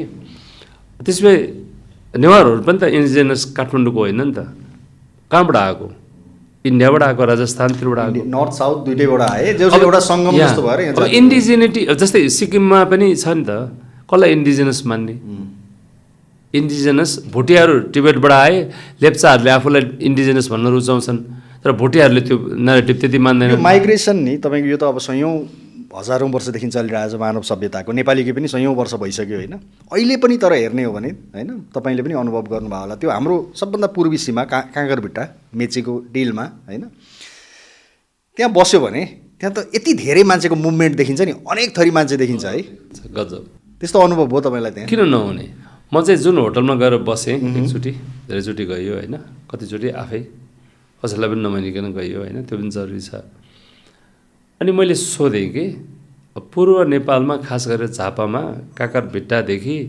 बिर्तामोडसम्म अझै केही यतापट्टि आँखाको अस्पताल र नर्सिङ होमहरू धेरै छ नेपालले आई केयर इन्डियाभन्दा 1/3 प्राइसमा बेटर आई केयर दिन्छ र नेपालको intraocular lens thanks to doctor Sanduk Ruit is the cheapest cataract surgery in the world class हामी सर्भिस दिइरहेको छौँ इन्डियाको भन्दा 1/3 प्राइस आउने धेरै आई केयर चाहिँ नेपालको अर्कै लेभल रहेछ कि अनि मलाई मेरो कुनालले मेरो ड्राइभरले सर म त आइरहन्छु नि तलतिर भनेर भन्नुभयो कि भनौँ न पछि तिमी भन्नु न भन्थेँ मैले तपाईँ नै भन्थेँ किनभने म आँखा देखाउनु त बिर्तामोडै जाने हो नि त अनि म पनि मेरो दिदी पनि किन त यहाँदेखि उहाँसम्म गएर त सिलगढीमा त्यत्रो उनी चाहिँ दार्जिलिङको बस्ने चाहिँ गान्तोक अनि किन र त्यत्रो दुःख गरेर तलसम्म गरिरहनु भनेको सस्तो छ नि राम्रो छ नि नेपालमा आई केयर हाम्रो यहाँ त महँगो लाग्छ हामी इन्सुरेन्स छैन आफै खर्च गर्ने हो यतातिर चाहिँ भारू हाम्रो त्यति पर्ने त्यहाँ त नेहरूको आदि पनि पर्दैन भन्नुभयो क्या उहाँले अनि मलाई गजब लाग्यो त्यसपछि मैले चाहिँ म बसेको हस्पिटलमा देख्न थालेँ कि धेरैजना चाहिँ होटलमा बसेको होटलमा मैले के देख्न थालेँ भने धेरै क्याटराक्ट मोतीबिन्दुको सर्जरी गरेर रिकभर गर्ने एक दिन जस्तो बस्ने 2 दिन बस्ने हेरिकन अनि काकरभिट्टामा मेची नगरमै छ 4-5वटा क्याटराक्ट सर्जरी गर्ने हस्पिटल बिर्तामोडमा त ठुल्ठुलै छ अब यो बोर्डर लाइनको मान्छेहरूलाई मात्रै थाहा हुने कुरा हो कि यताका उता जाने उताका यता जाने अनि उहाँलाई मैले कुरा गरेँ एकजना कपाललाई यङ कपाल हुनुहुन्थ्यो कहाँबाट आउनुभयो मेघालय कहाँबाट आउनुभयो कुन गाउँ तपाईँहरू थाहा छैन त्यहाँ बस्छ आइरहनुहुन्छ हामी आफू पनि आउँछौँ हाम्रो उताबाट चाहिँ बिरामी पनि लिएर आउँछौँ भन्नुभयो कि मलाई क्या स्वाद लाग्यो कि बर्माको अरुणाचलको मान्छे पनि ओरदोर गरिरहेका हुन्छन् होइन मसँग फोटो नै छ म जहाँ भात खाँदैछु आनन्दले थकाली फुड मेचीनगरमा। र मैले यसो हेरेँ, पहिले भए झुकिन्थेँ, मैले चाहिँ नेपालकै जनजाति सोच्थेँ। मैले चाहिँ उनीहरूलाई हिन्दीमा बोल्न खोजेँ, उनीहरूले हिन्दी बोल्न रुचाएनन्। अनि वेयर आर यु फ्रम भने, where from Arunachal, very close to Tawang भने। म त ड्रिम डेस्टिनेसन तवाङ होइन, त्यो आफै फ्ल्यास पोइन्ट इन्डिया चाइना बिचको। Can I come to Tawang and can see you? Yes, but don't come to Tawang. Tawang त्यो एरिया अलिक डिस्प्युटेड छ, तल डिस्प्युटेड त भनेन, तल आउन हामी आउँछौँ भने कि। अनि चाहिँ यो नर्थ उनीहरू चाहिँ यो सलहरू लिनलाई काठमाडौँबाट पस्मिना सल्सहरू लाने, अनि बुद्धिज्मको ट्रुट हो नि त त्यो। अनि बुद्धको मूर्तिहरू लाने सासाना, अनि त्यहाँ गएर बेच्ने। अनि उनीहरू तिनैजना चाहिँ यो कतिको याद गरेका छौ, टिबेटन मूलका मान्छेहरू women are the people who run the household नि, पोलियान्ड्री छ होइन। They are also very very active and solid business acumen भयो नि त, मेनभन्दा वुमेन फोक होइन। तिनटै नै बिजनेस वुमन थिए। अनि can I take a picture भने या अब त्यो फेरि मिठो छ नि, त्यो कल्चरमा धेरै साइनेस छैन वुमेनहरूमा, यस प्लिज। अनि त्यसपछि उनीहरूले इन्ट्रेस्ट लिए। भोलिपल्ट फेरि चाहिँ ब्रेकफास्ट खाँदा भेट भयो। So sir, are you serious, you are coming, can I draw you a map where our village a town is भने ड्र गरिदिइराख, मसँग अझै डायरीमा छ। अनि उनीहरू चाहिँ बिजनेसको बारेमा धेरै कुरा कोट्याउनु भएन मैले। अनि उनीहरूले चाहिँ भने हामी महिनाको एकचोटि त ओहोरदोहोर गर्छौँ भनेर भने कि। So these are borderland creatures beautifully. अब उसलाई नेपाल एउटै हो, सिलगढी एउटै हो, अरुणाचल एउटै हो, काठमाडौँ एउटै हो। उनीहरूले नेपाली पनि बोल्छन्, आफ्ना चाहिँ लोकल भाषा त बोल्ने नै भइहाल्यो। बङ्गाली पनि बोल्थे तिनीहरू, अङ्ग्रेजी पनि बोल्थे, हिन्दी पनि बोल्थे। बोर्डरल्यान्ड क्रिचर्स भनेको त्यो हो कि कुनै उनीहरूको वर्ल्ड भ्यू कुनै एउटा जोग्राफीले सीमित गरे हुँदैन कि। They are beautifully cosmopolitan without screaming I am cosmopolitan के। माथि चढ्दाखेरि त्यहाँबाट चिकन स्नेकबाट माथि चढ्दाखेरि ओलाङचुङ गला अघि तपाईँले उल्लेख गर्दै हुन्छ, ताप्लेजुङको जुन नाका छ तिब्बतसँगको होइन, त्यहाँको बोर्डरल्यान्ड चाहिँ कस्तो देख्नुहुन्छ? म चाहिँ गएको बेलामा पहिलोचोटि, पछि चाहिँ पहिले पनि गएको तर किताब लेख्ने उद्देश्यले नगर्दाखेरि अर्कै हिसाबले गएको। पछि फुङलिङ चाहिँ पछि पनि गएँ होइन। पहिलोचोटि यो लेख्छु नै भनेर जाँदाखेरि ओलाङचुङ गला चाहिँ कस्तो इन्ट्रेस्टिङ छ भने नि, फुङलिङ बजारमा चाइनिज सामान पनि पाइन्छ, इन्डियन सामान पनि पाइन्छ एउटै स्टोरमा। अनि मलाई एकदमै त्यो डिसर्न केलाएर हेर्न मन लाग्छ नि त लेख्नलाई त। अनि मैले त्यो साडी त पक्कै पनि चाइनाबाट आएको होइन, त्यसमा त झलरहरू लागेको छ, इन्डियाबाटै आएको हो, पक्कै पनि सिलगढीको हुनुपर्छ। अनि तीसँगै ज्याकेट मजाको झुन्डा आएको छ कि, त्यो मिठो ज्याकेट फेरि चाइनाबाट आएको हुन्छ, इन्डियाबाट आएको हुनै सक्दैन कि। अनि मैले चाहिँ त्यो प्रश्न गर्न थालेँ कि पसलेहरूलाई, दोकानदार भनौँ न, मन परेन नि त उनीहरूलाई त किताब किन्दा नि किन्दैन। अस्ति एउटा चाहिँ जुत्ता किन्छु भने त्यो पनि किनेन, मजा देख्दै एउटा लियो, डेली आउँछ के सोध्छ। त्यहाँ चाहिँ फेरि मैले इन्टरफेस देखेँ कि चाइना इन्डिया एन्ड बोर्डरल्यान्ड्स होइन। अनि धेरै जस्तो चाहिँ पाथी भएर जाँदो रहेछन्। म फुङलिङमा बसेपछि म चाहिँ लाएँ ओलाङचुङ गलातिर। अनि पाथी भएर चाहिँ आएर त्यो होटलमा बस्ने, म बसेको एउटा होटल राम्रै होटल थियो फुङलिङको। अनि धेरै जस्तो चाहिँ कोही पनि नजाने रहेछ भनेको ताप्लेजुङको सदरमुकाम। अनि उनले भन्दाखेरि बजार भन्यो भने ताप्लेजुङमा फुङलिङ हो कि, तल जाने भन्यो भने फुङलिङै हो कि। कहाँ जान्छ तल भनेको फुङलिङ हो कि। फुङलिङ चाहिँ ताप्लेजुङको पनि दक्षिणमा छ नि त होइन। अनि ओलाङचुङ गोला त पर जानु पऱ्यो, त्यसपछि तिप्ता न पास हो। ओलाङचुङबाट 3-4-5 घन्टाको walk depending on the weather होइन। ओलाङचुङ गोला मलाई गजब के लाग्यो भने, अब तलदेखि नै भनौँ है, हाम्रो गाडी ठ्याक्क जिप चाहिँ ओभरलोडेड थियो।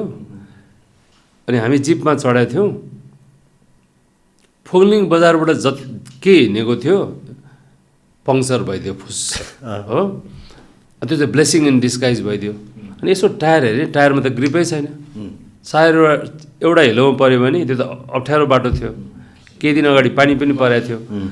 अनि मैले चाहिँ टायर हेरेर म त नजाने भएँ भनेर भनेँ कि, 4वटा टायर हेरेँ, यो त धराब छ पुरोतिर भन्छ नि, यो त धराब छ हौ भने जस्तो भनेर भनेँ मैले।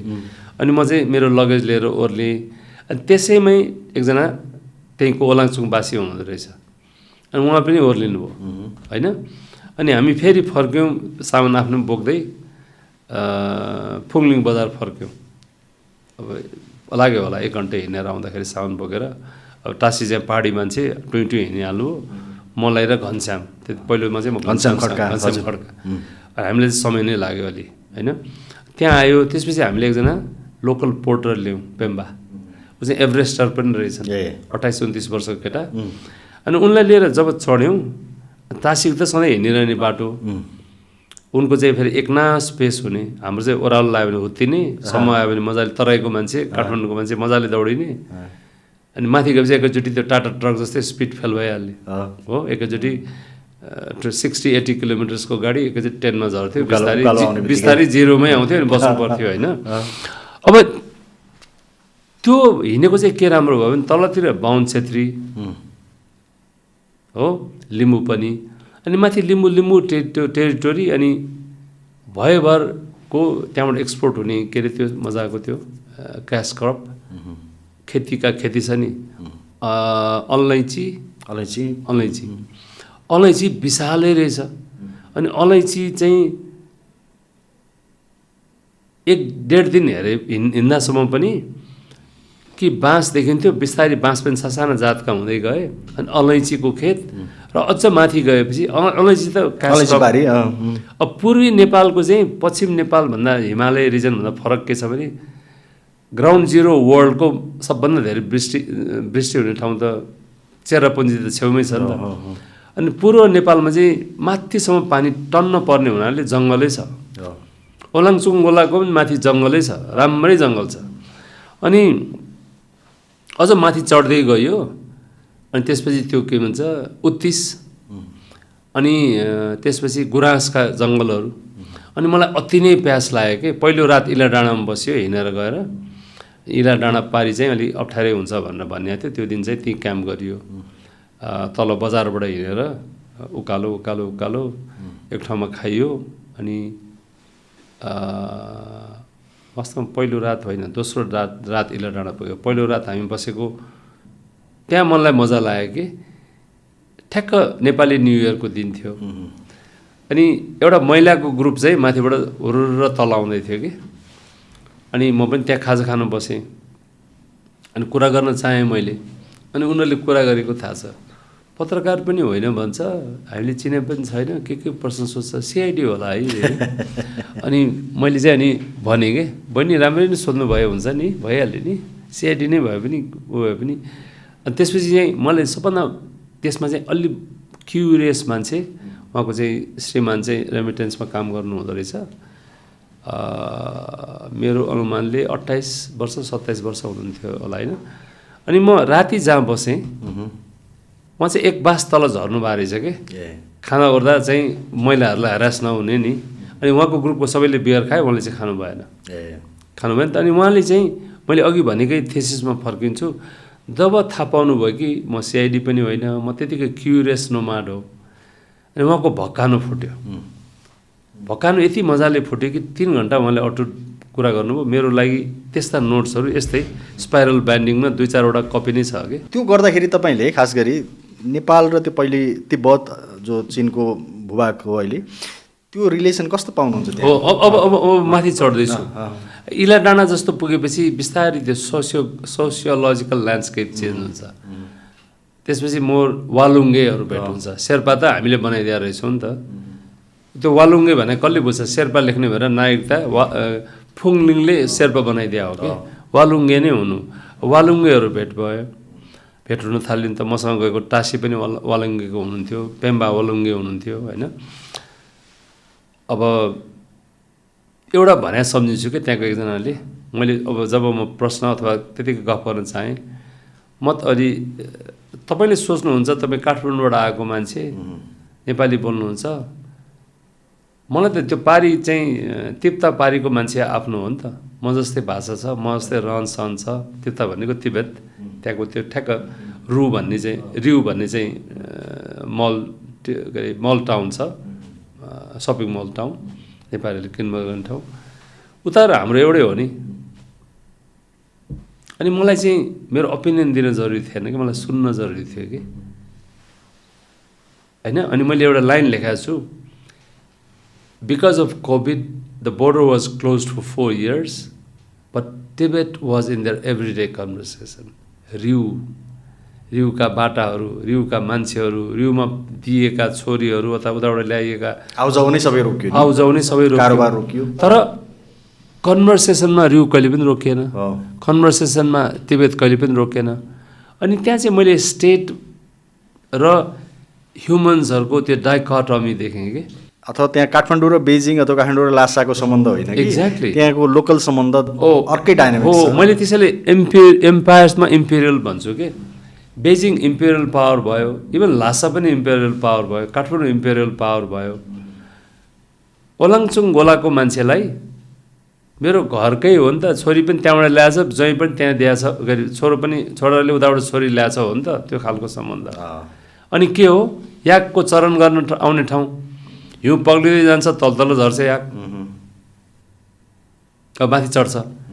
जब हिउँ बढ्दै जान्छ ऊ माथि जान्छ, तल झर्छ। याकको त त्यो मुभमेन्ट त अहिले नै हामीले चाहिँ गोडसोट बनायौँ हौँ, त याक त वाइल्ड एनिमलै हो नि त, विच हेज बिन टेम्ड। किङआईमा त अहिले आफै घुम्छ, किङआई डेजर्ट, टिबेटको छेउको त्यत्रो ठुलो प्रान्त। याक वाइल्डमा सबभन्दा ठुलो पपुलेसन कहाँ छ? टिबेट र किङआईमा छ होइन। त्यहाँ वाइल्डमै ब्रिड हुन्छ, वाइल्डमै बच्चा हुन्छ होइन। अब मैले भन्न खोजेको के भने, त्यहाँ हामीले लाइन कोरिदियौँ, त चाहिँ टिबेटन याक भइस, आजदेखि वरदान दियौँ तिनीहरूलाई हामीले, त चाहिँ भुटानको याक भइस, सिक्किम पनि आउनु पाउँदैनस्। जबकि याकको त्यो नेचुरल ग्रेजिङ ग्राउन्ड र जिन पुल पनि एक्सप्यान्ड भएको थियो नि त, त्यसले गरेर यताको याक गएर उता गएर ब्रिड गर्थ्यो, उताको यता आउँथ्यो, जिन पुल खुम्च्यो। इन्डियन याक उता जानु पाउँदैन, चाइनिज याक यता आउँदैन सिक्किममा, त्यो पनि देखेँ मैले। अब जिन पुल खुम्चिएर याककै सर्भाइभलको कुरा आएको छ कि, वाइल्डमा याक धेरै कम छ अहिले। ती नोमाडहरू जो याकसँग हिँड्थे, उनीहरू पनि त आपसमा बिहा हुन्थ्यो नि त, त्यो सभ्यता पनि खुम्चियो, नोमाड हुनु पाइएन। युआर अ टिबेटन नोमाड भए। अब अझ टिबेट त अझै विकसित भएकोले मेबी नोमाड पनि हुन छोडे होइन। त्यसपछि के डिसाइड गर्यो भने, नेपालको अब एउटा मथाको राम्रो स्टोरी मैले पाएँ त्यहाँ। जब कोभिड लाग्यो, चाइनिजहरूले यता चरणमा आएको याकहरू बन्द गरिदिए, बरु त्यसको हर्जाना दिने राम्रै, त्यो नेपालको याक आउनु नदिने, नेपाली याक अब आउनु नदिने। त्यो चाहिँ मैले स्टेटले चाहिँ इम्पोज गर्ने भ्यालु, जस्तै ओलाङ्गेलाई शेर्पा लेखिदियो नेपाली स्टेटले, काठमाडौँबाट गएका सिडिओ अथवा सिडिओका अफिसका मान्छेहरूले वालुङ्गे भन्ने नै बुझेनन्। मनाङ मुस्ताङमा धेरैलाई गुरुङ बना जस्तै। अनि मलाई मनाङमा एकजना इन्टरभ्यू गर्दै थिएँ, म गुरुङ होइन सर, किन भनेर, म त फोटोकपी गुरुङ हो नि। मैले फोटोकपी गुरुङ त्यसो टिपेँ क्या, मैले सायद किताबमा पनि कहिले लेखाएको छु कि, म गुरुङै होइन, गुरुङ बनाइयो हो नि त। भनेको मतलब तिनीहरूको त्यो पोलिटिकल सिमाना त 50s पछि नै कडा हुँदै गयो, हार्ड बोर्डर भयो नि त, सफ्ट बोर्डर। नेपालको हकमा त अझै पछि हो नि त, इन्डियाको 62 वारमा पछि हो होइन।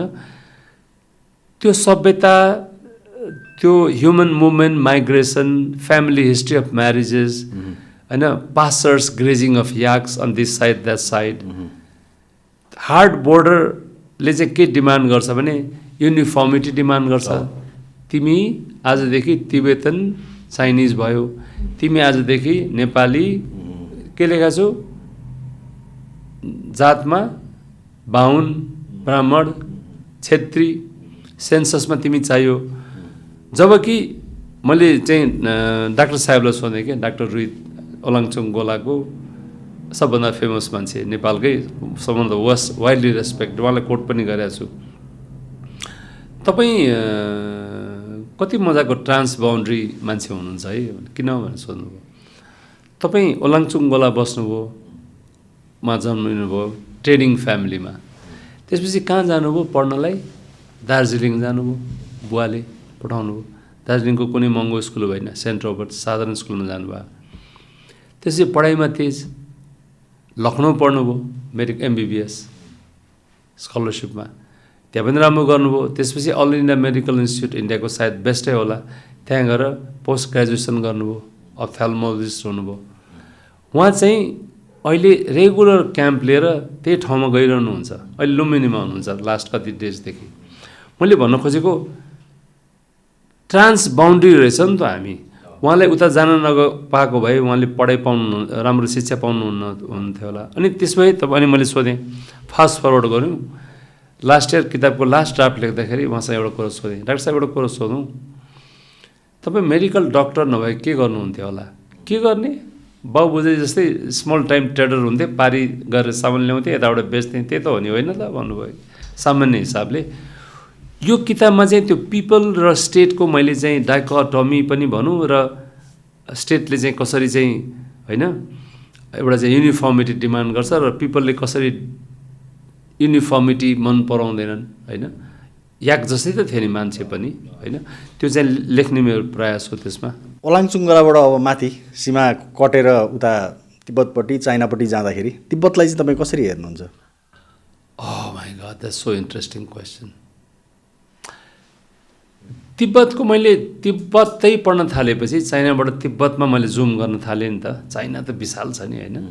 एउटा चाहिँ हु लाइन छ चाइनाको होइन, एउटा हु भन्ने चाहिँ सोसियोलोजिस्टले डिफाइन गरेको। अनि चाइनाको चाहिँ इस्टर्न सीबोर्डमा 94% अफ द पपुलेसन बस्छ कि। बेजिङ त्यहीँ छ, साङ्घाई त्यहीँ छ, सबै सहरहरू त्यहीँ छन् कि।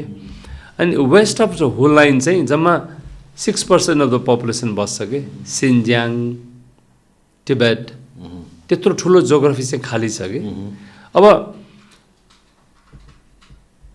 टिबेटभित्र पनि फेरि जाउँ, इस्टर्न टिबेट चाहिँ यतातिर कञ्चनजङ्घाको एरिया अथवा अरुणाचलको पारी चाहिँ मनसुन रेन विन्ड्सहरू छिर्ने हुनाले फर्टाइल छ रिलेटिभली।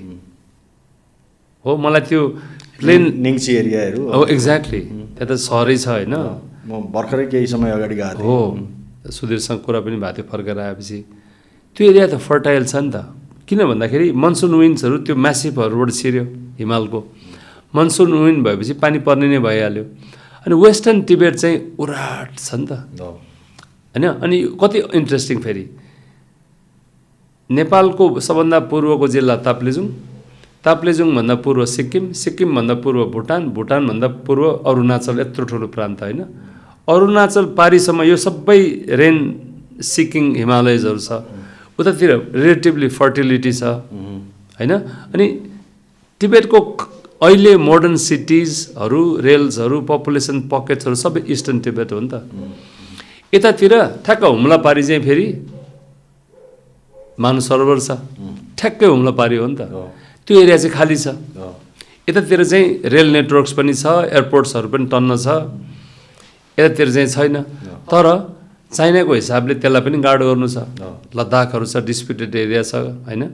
यतापट्टि म्याकमाहोन लाइन होइन, यतातिर डिस्प्युटेड छ अझै होइन। त्यो डिस्प्युटेड एरिया भएकोले स्टेटको हिसाबले पनि नहेरी हेर्नुहोस्, you can stop looking at the whole thing from a state viewpoint, military standpoint, geopolitical standpoint के। अति नै सलिड इन्फ्रास्ट्रक्चर बिल्डअप छ। र टिबेटबाट पनि मैले हेर्दा देखेँ त्यो गोङ्गार एयरपोर्ट त्यति राम्रो बनाइएको, खालि सिभिलियन, लासाको त्यो खालि सिभिलियन पर्पसलाई होइन। विशाल छ नि एयरपोर्ट, विशाल छ रनवे। र के याद गरेँ भने नि, त्यो थिन एयर भएपछि एयरमा फ्लोट गर्नलाई एयरक्राफ्ट एकदमै लाइट चाहिन्छ। हेभी ड्युटी एयरक्राफ्ट मेबी बागडोगरामा उड्नु सक्ला, थिन एयरमा फ्लोट हुनलाई लाइट एयरक्राफ्टहरू चाहिन्छ। And I could see the aircrafts are very light and very nimble in Tibet. अनि त्यहाँ त फेरि लजिस्टिक्स, वारमा त लजिस्टिक्स जसले पुऱ्यायो उसैले हान्ने हो। रेलवेज पनि क्वाइट वेल डेभलप छ। अनि यता इन्डियाले पनि पछि परेको छैन। सेभोक मोडबाट अब राङपो पुग्दैछ, राङपोबाट गान्तोक पुग्छ, थर्ड स्टेजमा नाथुला नै पुग्छ। Railways, Indian railways. र इन्डियामा पनि मिलिट्री रोड्सहरू, सरी सिभिल मिलिट्री रोड्स, अब जस्तै नाथुला नै जाने हाइवे गजब छ नि, त्यत्रो हाइटमा त्यति मजाको हाइवे। अब अरुणाचल प्रदेशमा टनलहरू बन्दैछ। तपाईँले अहिले तिब्बतको जुन कुराहरू सुनाउनु भयो होइन, तिब्बत, ओलाङचुङ्गोला, यतापट्टि चिकन स्नेकको कुराहरू भयो होइन, भुटानको, बङ्गलादेशको, यो विषयहरू तपाईँले समेट्नु भएको छ। अरू के छ तपाईँ किताबमा, अलिकति बताइदिनुहोस् च्याप्टरको हिसाबले।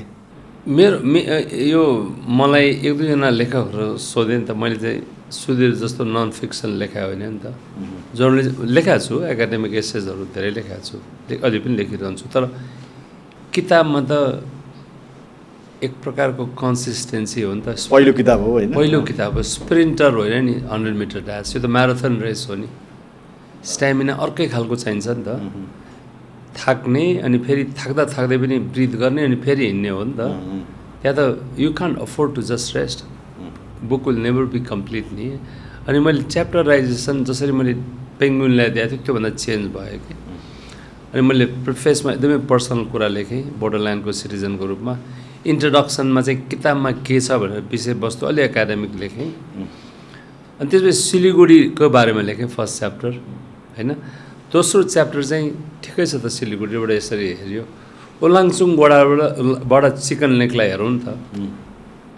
ओलाङचुङ गोलाबाट चाहिँ मैले चिकन नेकलाई पनि हेरेँ र पारी तिप्तला टिबेटलाई पनि हेरेँ होइन। मैले अघि भनेको कुरा, त्यहाँको सभ्यता, त्यहाँको चाहिँ मान्छेहरू कसरी बोर्डरल्यान्डमा बस्दा रहेछन्। अनि त्यसपछिको अर्को च्याप्टर चाहिँ कालिम्पोङ, नेहरूले पनि र चाउमिनलाईले पनि भनेको नेस्ट अफ स्पाइस। सुधीरको किताबमा ब्युटिफुल छ नि त्यो च्याप्टर कालिम्पोङको। त्यसमा मैले केही कोट पनि गरेको छु होइन। नेपालबाट नेवारहरू पनि गएर लासा व्यापार गरेको ठाउँ हो। अनि वेस्टको चाहिँ it was a outpost to watch China होइन। अनि त्यसपछि इम्पिरियल ब्रिटेनलाई त जसरी पनि ट्रेडलाई छिर्नु थियो नि त होइन। अन्त कालिम्पोङबाट छिर्यो सिक्किम हुँदै हो, यङ हस्बेन्ड मिसनको बेला। यस, अनि अकुपेसन पनि भयो माथिसम्म। त्यति बेला ग्रेट गेम थियो। Great Game was between then two imperial powers, Soviet Union and Great Britain. Soviet Union त भइ पनि सकेको थिएन, रसियन नै भनौँ, रसियन नै भनौँ ल, हो, भेरी वेल करेक्टेड एक्चुली। त्यसलाई त ग्रेट गेम भनिन्छ with capital G. Great Game rivalry चलिरहेको थियो नि त। अनि यो छिन्ने त घाँटी यही थियो चटक्क लाएर होइन। त्यो कुराहरू छ कालिम्पोङमा होइन। अनि कालिम्पोङमा चाहिँ मैले त्यहाँको लोकल क्यारेक्टरसँग कुरा गर्छु, किन आयो त तिमीहरू कालिम्पोङ, कहाँबाट राजस्थानबाट आएछौ भन्दाखेरि oh money was flying everywhere in Kalimpong. यो डाँडोभरि चाहिँ खच्चर हुन्थ्यो, टिबेटबाट उल ल्याएको, अनि यहाँबाट चाहिँ सबै सामानहरू सप्लाई गरिन्थ्यो, खानेकुरादेखि लिएर यो सबै चिजहरू त्यहाँबाट सप्लाई गरिन्थ्यो। अनि every second person was a spy in Kalimpong रे कि त्यति बेला। तिम्रो म कुरा गरेँ भने you will think I am a spy and I will think you are spying on me. अनि कुन कन्ट्रीको लागि स्पाई गर्दैछ, कुन सरकारको लागि स्पाई गर्दैछ, कुन एजेन्सीको लागि स्पाई गर्दैछ कसैलाई थाहा थिएन अरे। But it was like wild वेस्टको वेस्टर्न टाउन के। गोल्ड भेट्यो बनाउने हो gold, every one was there to make money. And त्यो खालको कालिम्पोङ मैले हेरेको छु र मोडर्नमा पनि आउँछु म कालिम्पोङको। त्यसपछि सिक्किम र भुटान हेरेको छु मैले। सिक्किम चाहिँ अर्कै छ, सिक्किमको मैले केही चिजहरू भन्न खोजेको। सिक्किमको चाहिँ from a sovereign country Sikkim became a part of Indian union 75। सिक्किमाइजेसन नेपालमा कसरी हेरिन्छ, ठुलो मुलुकले सानो मुलुकलाई खाइदिनु। त्यसको अर्को लेयर पनि मैले भनेको छु, नेपाली भाषीहरूले नै सिक्किम इन्डियन युनियनमा जाओस् भनेर भोट गरे हुन्। सिक्किमाइजेसन फेरि भुटानमा अर्कै हिसाबले हेरिन्छ। नेपाली पपुलेसन धेरै भयो भने अथवा विदेशी पपुलेसन सानो मुलुकमा धेरै आयो भने तिनीहरूले अर्कैतिर लान्छन् भन्ने भुटानले फेयर छ। त्यही सिक्किमाइजेसनको डेफिनेसन यही हिमालयजमा 2 लार्ज स्टेटहरू छन्, which is India and China, by far the large states, and there 2 states already gone. Tibet 50 सम्म सोभरन थियो, सिक्किम 75 सम्म सोभरन थियो, अनि दुईवटा कन्ट्री अहिले स्ट्रगल फर एक्जिस्टेन्सियल एङ्स्टबाट गुज्रिरहेछन्, नेपाल एन्ड भुटान। तर दुईटैको एक्सपिरियन्स छुट्टै छ। भुटान सबभन्दा डराउँछ नेपाली भाषीसँग, त्यसैले 92 मा चाहिँ लोत्सम्पाहरूको एक्जोडस गरायो। डिप उसको हिसाबले फेरि बुझौँ, नेपालीहरू चाहिँ बढ्दै गयो भने हामी पनि सिक्किमाइजेसन हुन्छौँ कि भन्ने भयो। हुन्छौँ कि उनीहरूको हिसाबले त हुन्छौँ नै हो नि। सबै कन्ट्रीको चाहिँ नेसनल इन्ट्रेस्टको हिसाबले हेर्दाखेरि। तर नेपाली भाषीलाई त्यसैले मैले हु इज इन्डिजिनस कसलाई चाहिँ आदिवासी मान्ने भन्ने डिबेट चाहिँ एकदमै नेपालमा मात्रै होइन सबैतिर चलिरहने डिबेट हो कि नेपालीहरू जसले त्यहाँ एग्रिकल्चर गर्न सिकाए, नेपालीले जसले इकोनोमी उठाए नर्थ इस्टमा होइन, आसाममा बबाले उठाए होइन। म चाहिँ दार्जिलिङ पढ्दाखेरि म अखिलेश उपाध्याय अनि अर्को तोपन उपाध्याय थियो, ऊ पनि नेपाली रहेछ, पक्का बङ्गाली जस्तो नेपाली बोल्थ्यो तर मिठो नेपाली बोल्थ्यो कि के गर्छौ भन्दा हाम्रा गाई बस्तु छन् नि उता, बुवा त 60 बिघा राख्नुहुन्छ, गाई बस्तु मात्रै। आसामको गाउँका थिए कि तिनी, तोपन उपाध्याय चाहिँ नेपाली नै रहेछन्। अनि उनले चाहिँ पुरानो कुरा गर्ने, अनि हामी चाहिँ बाली उठायो नि यो पाल भन्ने के। म झापाको नि अचम्म लाग्ने मलाई। अनि के छ भन्दा यति हल गोरु छ नि हाम्रो भन्ने के। अनि राम्रै 60-70 100 बिघा जोडेर गुल्मी अर्घाखाँची कताबाट जानुभयो मलाई थाहा छैन, बिर्सेँ। गुवाहाटी जाँदा देखिन्थ्यो नि त्यो पल्टन बजारमा सबै नेपाली आएर दुधको त्यो पुरै उल्याएर बेचिराखेको देखिन्थ्यो। अहिले त अलिक फरक भयो कि थाहा छैन होइन। त्यसैले नेपालीहरू चाहिँ अब यो भनिन्छ नि डिएनए चेन्ज हुनलाई, डिएनएमा चाहिँ तपाईँको चेन्ज हुनलाई 1.5 जेनेरेसन लाग्छ अरे कि। सो नेपालीहरू चाहिँ माउन्टेन पिपल, रगेड, फाइटिङ, सर्भाइभलिस्ट भएको इजिली 1000 इयर्सको हिस्ट्री छ कि। अनि नेपालीहरू एड्याप्टेबिलिटी हो कि हाम्रो बिगेस्ट डिएनए। तिमीहरू मैले देखेनौ कङ्गोमा पाकिस्तानीको बारेमा त त्यो भनेन, कङ्गोको जनताले बङ्गलादेशको बारेमा त भनेन, इन्डियनहरूको बारेमा त भनेन। यो नेपालीहरू त जहाँ पनि मिलिदिन्छ हो, हामीसँग मिल्छ, सबैसँग मिल्छ। तपाईँहरू त गजबको हो नि, अरू त UN भनेर बस्छ नि यसरी। Nepali have been fantastic peace keepers in the world because of our adaptability which is in our DNA के। अब त्यसलाई म नेपालको सोभरेन्टीसँग लिङ्क गर्छु। नेपालीले किन पोजिसन लिँदैन चाइनाको अगेन्स्टमा, फल्नाको अगेन्स्टमा, फल्नाको फर्ममा भन्छ। ल्याइदिन त सकिहाल्थ्यौँ नि हामी। ब्रिटिसहरूसँग एक प्रकारले कुरा गर्नु पर्यो, चाइनिज त्यत्रो इम्पेरियल पावर थियो नर्थमा, उनीहरूसँग अर्को हिसाबले कुरा गर्नु पर्यो होइन। त्यसैले ठुला कन्ट्रीहरूले उनीहरूको डिएनए जुन सिक्योर र अर्कै खालको छ, हाम्रो डिएनए एड्याप्टेबिलिटी हो कि। अब यसलाई हामी क्लोजिङतिर आउँदाखेरि नि खास गरी यो सबै ब्याकग्राउन्डमा जुन अहिलेको रियालिटी छ नि, जस्तो अब चाइना र इन्डिया जुन हिसाबले राइज भइरहेछ, एउटा अब वर्ल्डको एक खालको पावर सिफ्ट भएर यता फोकस पनि भइरहेको देखिन्छ, इकोनोमिक हिसाबले पनि अरू स्ट्राटेजिक हिसाबले पनि। त्यो बिचमा हामी त छौँ नि त, त्यो त रियालिटी हो होइन। हाम्रो छिमेकी त चेन्ज हुन सक्दैन, अनि हाम्रो क्यापेसिटी पनि हामीलाई थाहा छ। यो चिजहरूबाट के देख्नुहुन्छ नेपालले कसरी यो जस्तो हामीलाई त यो न्युट्रालिटीलाई तपाईँको सस्टेन गर्ने कुरै पनि एकदमै स्ट्रेसफुल भएको छ होइन। लाइकली सिनारियोहरू के देख्नुहुन्छ, नेपालको बाटो के हुनसक्छ त्यो के देख्नुहुन्छ, र तपाईँको विषय eastern Himalaya chicken snake area त्यताको सम्भावनाहरू के देख्नुहुन्छ तपाईँले? म सकेसम्म टक्क सिलसिलेवार हिसाबले राख्ने प्रयास गर्छु है। एउटा चाहिँ के भने नेपालले न्युट्रालिटी मेन्टेन गर्नै पर्ने हुन्छ। That's the only way we survive. हाम्रो हिस्ट्री नै त्यही छ। नेपाल इन्डिया अलाइन्ड अथवा चाइना अलाइन्ड अथवा वाट एभर अलाइन भएर हुँदैन। अरू नेपाल मल्टिपल अलाइन भयो भने नेपाललाई सोभरेन्टीलाई हेल्प गर्छ। युएनको सशक्त मेम्बर हुनुपर्छ।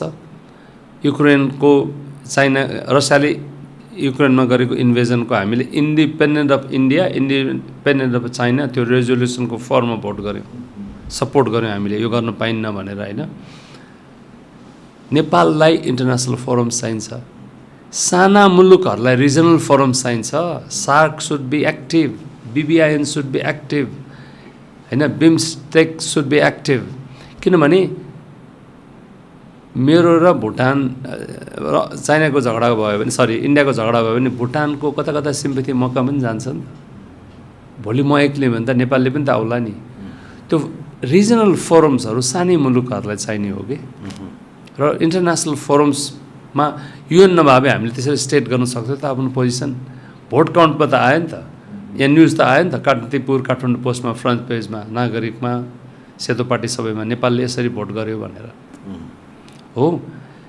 त्यस हिसाबले चाहिँ Singapore is a classic example. यत्रो सानो मुलुक छ, यताबाट हिँड्यो भने उता एकै दिनमा सकिन्छ, तिमीहरूमा सँगै हिँड्यो होइन।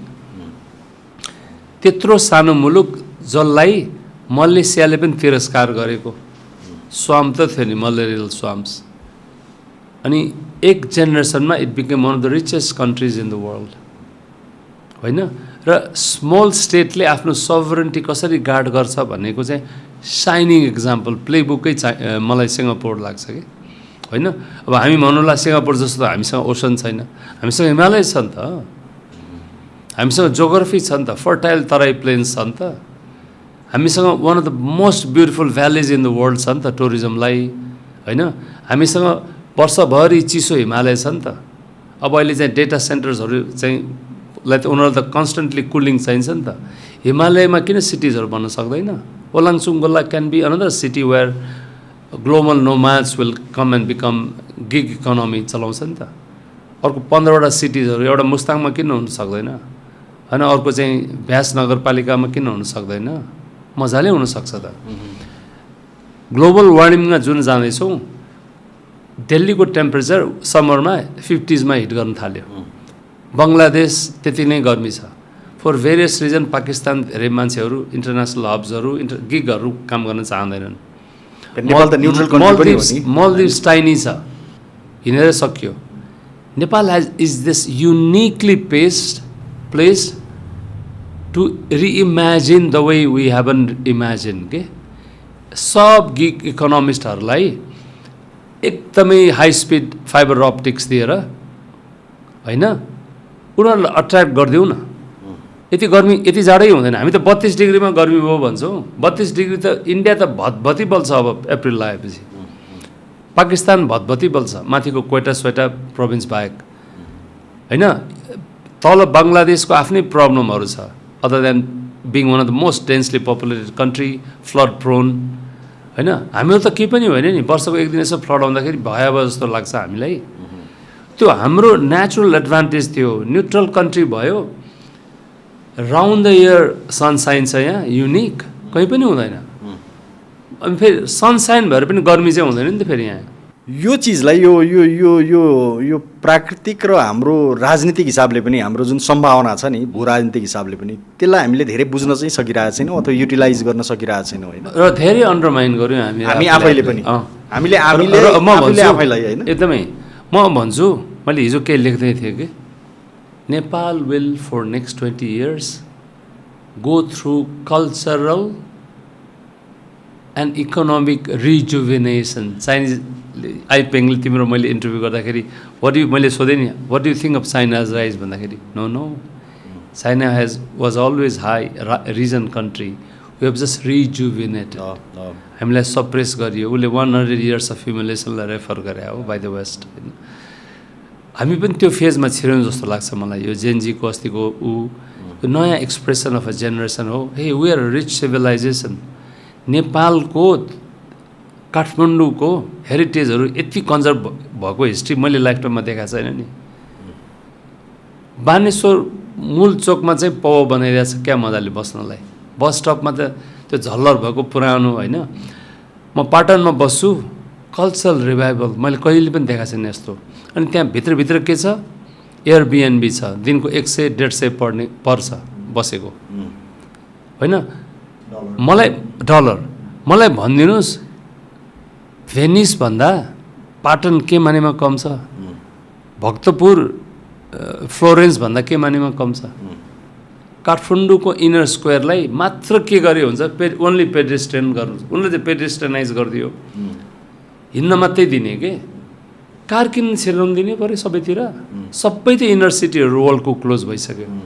बालेन शाह जस्तो भिजनरी मान्छे 2-4-10 जना चाहियो कि अर्को। तर हाम्रो समस्या के हो भने हामी धेरै आफैले नै एकदमै हिन्दाबोध गर्ने, हामी केही होइनौँ भन्ने होइन, आफैलाई नै एकदमै कम आँक्ने जुन छ नि आत्मविश्वास चाहिँ पुनर्जागृत हुनु पऱ्यो नि त अब होइन। त्यहाँनिर नै अलिकति सामूहिक एउटा चेतको अलिअलि अभाव छ कि जस्तो लाग्छ मलाई कता कता, सम्भावना भएर पनि कि। मलाई चाहिँ कस्तो लाग्छ भने सुधीर, ल अहिले भनौँ है त, ब्राउन म्यान र ब्राउन वुमन्स एज हो कि सुरु भइसक्यो। किन सुरु भइसक्यो?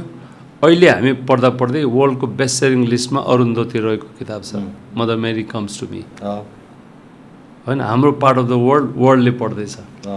अर्को किरण देसाईको म बसेको न्युयोर्कको नेबरहुडको loneliness of Sunny and Sonia trending in the world. The West suddenly has woken up and realized the great stories are in the East.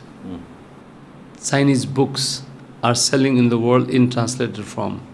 Indian stories and the Indosphere world world can't have enough. अब चाहिँ पहिले चाहिँ उनीहरूले चाहिँ church भनेको यस्तो भनेर explain मन्दिर एक्सप्लेन नगर्नु परोस् न मन्दिरै अङ्ग्रेजीमा मजा लेख्यो दिस इज मन्दिर भन्ने टेम्पल नभन्ने नि दिस इज मठ भन्ने हो नि त एटिलिक्स नगर्ने नि त्यो कल्चरल रिभाइभलबाट हामी गइरहेछौँ कि I can see that assertion in Indian writing in English, but also our Manjushree Thapa's the way she expresses Nepal. त्यो फेजमा हामी गइ नै सक्यौँ जस्तो लाग्यो कि र यो जेनजीको अस्तिको रेभोल्युसन जस्तो 8 र 9 तारिकको प्रोटेस्ट सेप्टेम्बर अङ्ग्रेजीमा लेख्ने हुनाले ठ्याक्क आयो होइन अङ्ग्रेजी डेट त्यो नेचुरल रिभाइभलिस्ट रिजुभिनेटेड जेनेरेसनको एक्सप्रेसन होइन र त्यो खालि मात्रै चाहिँ पोलिटिकल प्रोटेस्ट थियो र त्यो सामाजिक प्रोटेस्ट पनि थियो नि त एक्ज्याक्टली कसले खोजेको आउटलेट त्यो प्राउड नेपालीले मेरो हेरिटेज क्लेम गर न यार म त यस्तो विशाल सभ्यताको उपज हो Kathmandu valley has a rich history of cuisine and civilisation and these great palaces dating back to 1000 years त्यो त बुझ्नु भएन नि त हामीले त्यो रिभिजनेसनको मेनिफेस्टेसन